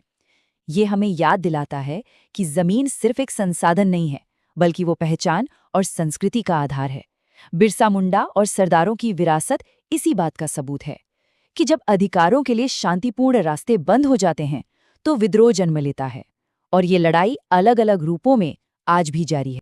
नमस्कार। आज हम एक ऐसे आंदोलन की बात करेंगे जिसकी शुरुआत एक हारी हुई लड़ाई के बाद हुई थी। नाम है खरवार आंदोलन। इस सोचने वाली बात है ना? जब हथियार खामोश हो जाते हैं, जब लड़ाई का मैदान सूना पड़ जाता है, तब प्रतिरोध की आवाज आखिर उठती कहां से है? तो बात है 19वीं सदी के भारत की। उस वक्त के संथाल लोगों के लिए इस सवाल का जवाब था आत्मा। उनके लिए अगला युद्ध क्षेत्र उनकी आत्मा थी, क्योंकि 1855 में जो संथाल विद्रोह हुआ था, जिसे हुल भी कहते हैं, वो बुरी तरह हार गया था। और उस हार के बाद संथाल समुदाय को एहसास हुआ कि असली लड़ाई अब जमीन की नहीं, बल्कि अपनी पहचान और अपने चरित्र को बचाने की है। तो चलिए इस कहानी में थोड़ा और गहरा उतरते हैं। देखते हैं कि आखिर इस आध्यात्मिक आंदोलन की चिंगारी भड़की तो भड़की कहां से। देखिए, 1855 की हार कोई मामूली हार नहीं थी। ये सिर्फ एक सैनिक हार नहीं थी, ये एक बहुत गहरा मनोवैज्ञानिक झटका था। मतलब इसने संथाल समुदाय को अपने अस्तित्व पर ही सवाल उठाने के लिए मजबूर कर दिया। सोचिए, हर तरफ बस निराशा ही निराशा का माहौल था। और यहां एक बहुत दिलचस्प बात सामने आती है। उन्होंने अपनी हार का जिम्मेदार बाहरी ताकतों को नहीं ठहराया, नहीं, बल्कि उन्होंने माना कि कमी उनके अंदर ही थी। उन्हें ऐसा लगा कि वो इसलिए हारे क्योंकि उन्होंने अपनी पारंपरिक पवित्रता, जो आत्मशक्ति थी, उसे खो दिया था। और बस यहीं से एक नए रास्ते की तलाश शुरू हुई। और इसी तलाश ने जन्म दिया एक ऐसे आंदोलन को जिसका मकसद सिर्फ राजनीतिक आज़ादी पाना नहीं था, उससे कहीं बढ़कर इसका मकसद था आध्यात्मिक शुद्धि। इसी को नाम दिया गया साफा होड़, जिसका सीधा सा मतलब है शुद्ध पुरुष, इसे खरवार आंदोलन के नाम से भी जाना जाता है। और अपने कोर में ये एक शुद्धिकरण आंदोलन ही था। मानना यह था कि अगर संथाल लोग अपने पुराने शुद्ध तरीकों पर वापस लौट आते हैं तो वो अपनी खोई हुई इज्जत, अपनी शक्ति, सब कुछ वापस पा सकते हैं। और ये सिर्फ हवा में बातें नहीं थीं, इसके बिल्कुल साफ और ठोस नियम थे। जैसे जो भी इसे फॉलो करेगा वो सिर्फ सूर्य और दुर्गा की पूजा करेगा, बाकी सभी देवी देवताओं को छोड़ देना होगा। सुअर और मुर्गे का मांस खाना मना था, शराब पीना बिल्कुल बंद। यहां तक कि जो उनका पारंपरिक नाच गाना था उस पर भी रोक लगा दी गई। क्यों? क्योंकि उसे नैतिक पतन का प्रतीक माना गया। अब हर बड़े आंदोलन के पीछे एक विजन वाला नेता तो होता ही है। इस आंदोलन के लिए वो शख्स थे भगीरथ मांझी। भगीरथ मांझी कोई नए खिलाड़ी नहीं थे इस मैदान में। वो 1855 के हुल विद्रोह में लड़ चुके थे। उन्होंने अपनी आंखों से हथियारों की नाकामी देखी थी, तो अब वो एक योद्धा से गुरु बन गए थे। एक ऐसे गुरु जिन्होंने अपने लोगों को एक बिल्कुल नया रास्ता दिखाया, आत्मा की शुद्धि का रास्ता। और यहीं से जो आध्यात्मिक लीडरशिप थी वो सीधे सीधे पॉलिटिकल विरोध में बदल गई। उन्होंने खुद को बॉसी गांव का राजा घोषित कर दिया और लोगों से टैक्स वसूलना शुरू कर दिया। ये ब्रिटिश और जमींदार दोनों की अथॉरिटी को सीधी चुनौती थी। भगीरथ मांझी ने साफ कर दिया था कि ये सिर्फ कोई धार्मिक आंदोलन नहीं है, ये तो एक पैरेलल सरकार, एक समानांतर सरकार बनाने की कोशिश है। भगीरथ मांझी एक कुशल नेता होने के साथ साथ एक चतुर ऑर्गेनाइजर भी थे। उन्होंने अपने फॉलोअर्स को उनकी डिवोशन के लेवल के हिसाब से 3 कैटेगरी में बांट दिया। पहले थे साफाहोड़, मतलब जो पूरी तरह समर्पित थे। दूसरे थे बाबाजिया, जो थोड़े निष्क्रिय थे। और तीसरे मेल बराघर, यानी जो आधे अधूरे मन से जुड़े थे। इससे पता चलता है कि वो कितने प्रैक्टिकल थे। वो जानते थे कि हर कोई एक ही लेवल की कमिटमेंट नहीं दे सकता। तो अब देखते हैं कि ये आंदोलन ब्रिटिश राज से सीधे सीधे टकराया कैसे। कहाँ हुई वो आमने सामने की टक्कर? साल था 1881 और ये साल इस आंदोलन के लिए एक टर्निंग पॉइंट साबित हुआ। एक मामूली सा सरकारी काम एक बहुत बड़ी राजनीतिक लड़ाई की वजह बन गया। हुआ ये कि ब्रिटिश सरकार ने 1881 में पहली बार एक सिस्टमैटिक सेंसस यानी जनगणना करवाने की कोशिश की, लेकिन उन्हें अंदाजा नहीं था कि उनका सामना किस विरोध से होने वाला है। उस वक्त आंदोलन का दूसरा फेज चल रहा था और नेता थे दुबिधा गोसाई। उनके नेतृत्व में साफाहोड़ ने इस सेंसस को अपनी आज़ादी पर, अपनी ऑटोनॉमी पर एक हमला माना। तो उन्होंने क्या किया? उन्होंने साफ मना कर दिया, कह दिया कि हम गिनती नहीं करवाएंगे। ये सिविल डिसोबीडियंस का सविनय अवज्ञा का एक जबरदस्त उदाहरण था। सोचिए, बिना किसी हथियार के उन्होंने औपनिवेशिक राज्य की पूरी मशीनरी को रोक दिया और ये साबित कर दिया कि वो एक ऑर्गेनाइज्ड पॉलिटिकल पावर है जिसे नज़रअंदाज नहीं किया जा सकता। लेकिन जैसा हर हिस्टोरिकल मूवमेंट के साथ होता है, खरवार आंदोलन की पहचान भी कोई एकदम सीधी सादी नहीं है। इसकी लेगेसी, इसकी विरासत पर आज भी बहस चलती है। इसको लेकर मोटे तौर पर 2 अलग अलग विचार हैं।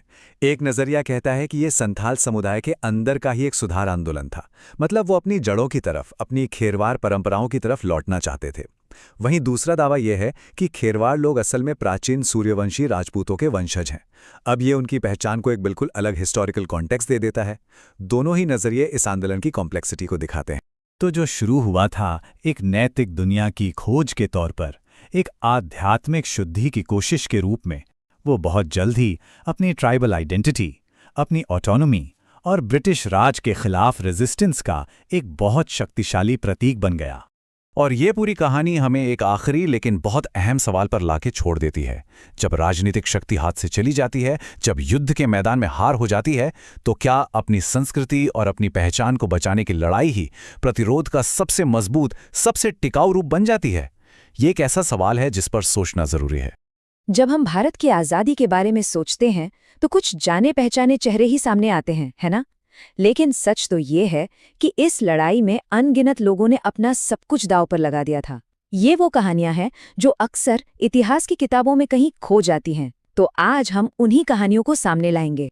तो सवाल ये उठता है कि भारत की आज़ादी के लिए असल में कौन लड़ा? चलिए आज उस जानी पहचानी कहानी से थोड़ा आगे बढ़ते हैं और प्रतिरोध के उन छिपे हुए पन्नों को पलटते हैं जिन्हें शायद ही कभी खोला गया हो। तो देखिए आज हम क्या क्या जानने वाले हैं।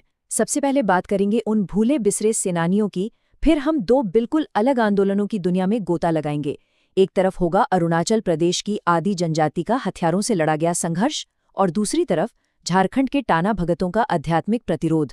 और आखिर में हम ये समझेंगे कि ये दो अलग अलग रास्ते जिनका दुश्मन एक ही था हमें क्या सिखाते हैं। तो चलिए शुरू करते हैं। देखिए, कहानी कुछ ऐसी है कि जब देश के शहरों में आज़ादी के बड़े बड़े आंदोलन की गूंज थी, ठीक उसी समय भारत के घने जंगलों और ऊंचे पहाड़ों में आदिवासी समुदाय अपनी एक बिल्कुल अलग और बहुत पुरानी लड़ाई लड़ रहे थे। ये लड़ाई थी बाहरी कब्जे के खिलाफ। खासतौर पर अगर हम उत्तर पूर्व भारत की बात करें तो ये लड़ाइयाँ किसी धर्म या मजहब के लिए नहीं थीं। नहीं, ये तो सीधी सीधी अपनी जमीन, अपनी पहचान और जीने के अपने तरीके को बचाने की एक जबरदस्त जंग थी। ये अपनी आज़ादी को, अपनी स्वायत्तता को बनाए रखने का संघर्ष था। तो अब हमारी पहली कहानी हमें सीधे ले चलती है खूबसूरत अरुणाचल प्रदेश। यहाँ हम बात करेंगे आदि जनजाति की, जिन्होंने अंग्रेजों के खिलाफ एक बहुत लंबा और सशस्त्र संघर्ष छेड़ा था। अब यहाँ एक बहुत दिलचस्प बात है समझने वाली। आदि जनजाति की इस लड़ाई को विद्रोह या रिबेलियन नहीं बल्कि प्रतिरोध यानी रेजिस्टेंस कहा जाता है। ऐसा क्यों? देखिए, फर्क ये है कि वो किसी पहले से स्थापित ब्रिटिश राज को उखाड़ फेंकने की कोशिश नहीं कर रहे थे। वो तो अंग्रेजों को अपनी जमीन पर पैर रखने से ही रोक रहे थे, बिल्कुल शुरुआत से। और ये कोई एक दो दिन की या छोटी मोटी झड़प नहीं थी। नहीं, आदि जनजाति ने पूरे 54 सालों तक अंग्रेजों का डटकर सामना किया। सोचिए जरा, ये कोई एक अकेली घटना नहीं थी बल्कि पीढ़ी दर पीढ़ी चलने वाला एक महासंघर्ष था। तो सवाल उठता है कि ये लड़ाई आखिर छिड़ी क्यों? देखिए, वजहें बिल्कुल साफ थीं। पहली थी राजनीतिक। अंग्रेज आदि लोगों की संप्रभुता को मानने से इनकार कर रहे थे।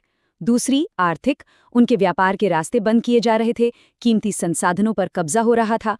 और तीसरी जमीनी, अंग्रेज उनकी जमीन पर सैनिक चौकियां बना रहे थे, उनकी आवाजाही पर रोक लगा रहे थे। तो ये सिर्फ एक जमीन की लड़ाई नहीं थी, ये उनके पूरे वजूद पर हमला था।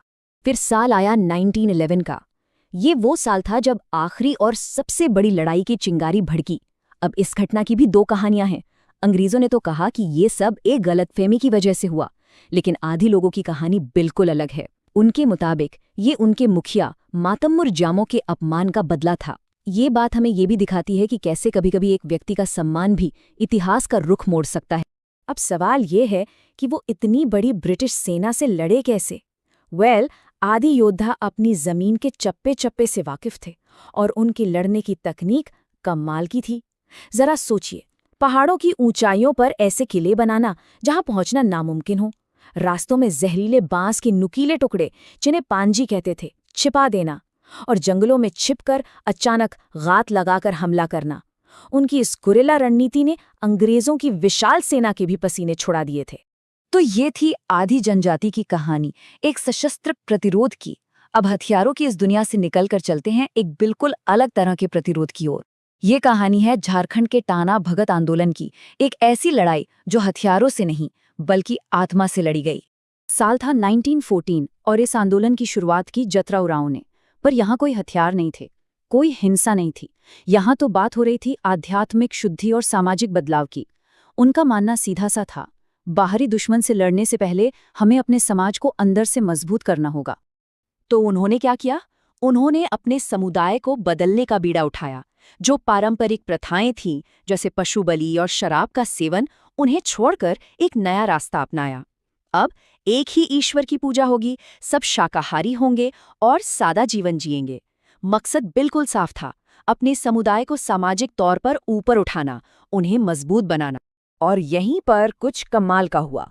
टाना भगतों ने अंग्रेजों को टैक्स देने और उनके लिए बेगारी यानी मुफ्त में काम करने से साफ साफ मना कर दिया। ये क्या था? ये था सविनय अवज्ञा, सिविल डिसोबीडियंस। और सबसे हैरान करने वाली बात यह है कि उन्होंने ये तब किया जब गांधी जी ने इसे एक राष्ट्रव्यापी हथियार बनाया भी नहीं था, उससे भी सालों पहले। उनके इस अहिंसक रास्ते ने खुद महात्मा गांधी को इतना प्रभावित किया कि जब वो उनसे मिले तो उन्होंने टाना भक्तों को अपने सबसे प्रिय शिष्यों में से एक कहा। सोचिए, इस तरह एक छोटा सा स्थानीय आंदोलन देखते देखते देश की आज़ादी की बड़ी लड़ाई का एक अहम हिस्सा बन गया। उनकी समर्पण का इससे बड़ा सबूत और क्या हो सकता है? कि साल 1940 में टाना भगतों ने महात्मा गांधी को 400 रुपए की एक थैली भेंट की थी। अब आज के समय में शायद ये रकम बहुत छोटी लगे, लेकिन उस जमाने में ये एक बहुत बड़ी दौलत हुआ करती थी। ये सिर्फ पैसा नहीं था, ये उनके अटूट भरोसे और प्रतिबद्धता का प्रतीक था। तो ये थी दो कहानियां, दो बिल्कुल अलग रास्ते। एक तरफ हथियार, दूसरी तरफ अहिंसा, लेकिन मंजिल एक थी और दुश्मन भी एक, ब्रिटिश हुकूमत। तो इन दोनों में फर्क क्या था, चलिए एक नजर डालते हैं। देखिए, आधी जनजाति ने अपनी आजादी के लिए सीधे हथियार उठाए, गुरिल्ला युद्ध किया। वहीं टाना भगतों ने अहिंसा और सत्याग्रह का रास्ता चुना। आधी लोगों की लड़ाई राजनीतिक और आर्थिक हक के लिए थी, अपनी जमीन बचाने के लिए, जबकि टाना भगतों की शुरुआत सामाजिक धार्मिक सुधार से हुई। आदि लोगों का कोई एक नेता नहीं था, हर गांव की अपनी लड़ाई थी। जबकि टाना भगतों को पहले जतरा ओरांव और फिर गांधी जी का नेतृत्व मिला। और इसका नतीजा क्या हुआ?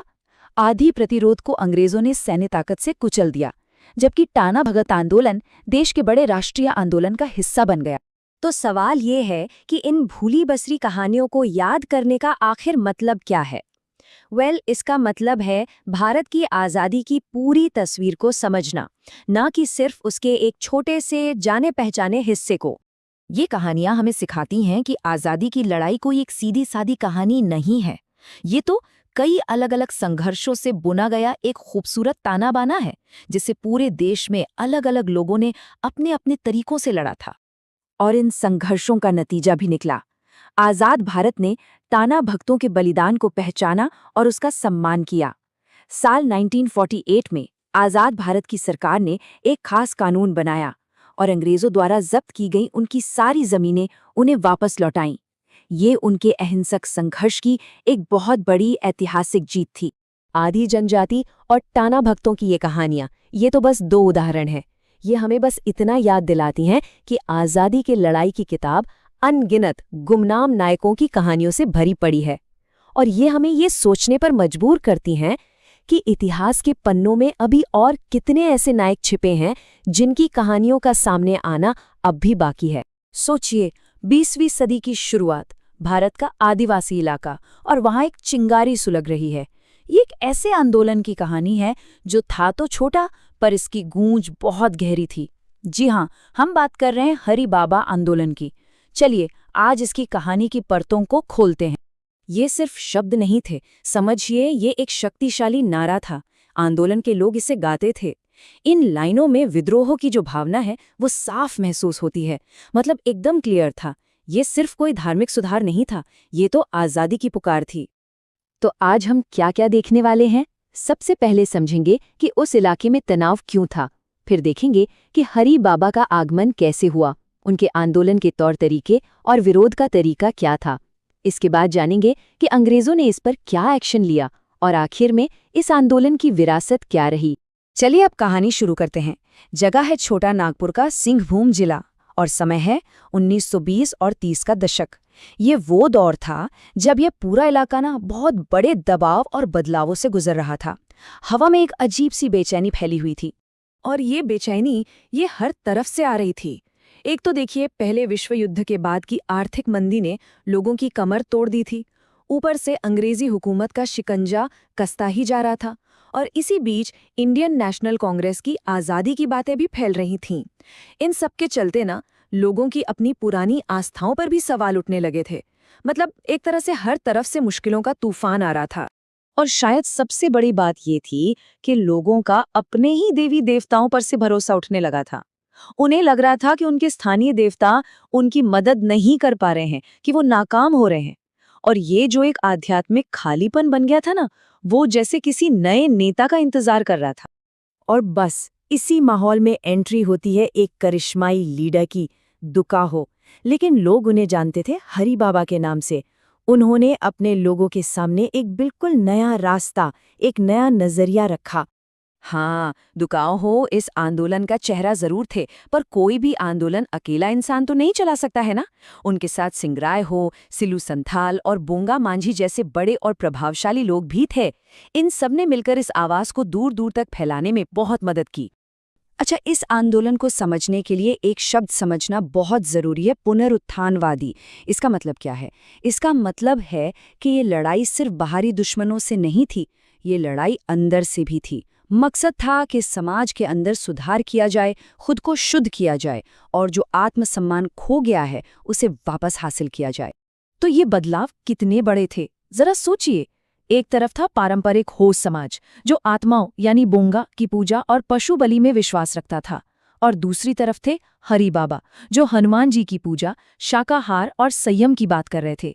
इतना ही नहीं, उन्होंने डायन प्रथा जैसी बुराइयों का भी खुलकर विरोध किया और सभी आदिवासी कबीलों को एक होने के लिए कहा। तो ये एक तरह का कह सकते हैं स्वदेशी सुधार, हिंदू परंपरा और गांधीवादी विचारों का एक अनोखा संगम था। और ये आंदोलन सिर्फ पूजा पाठ या धार्मिक बातों तक ही नहीं रुका।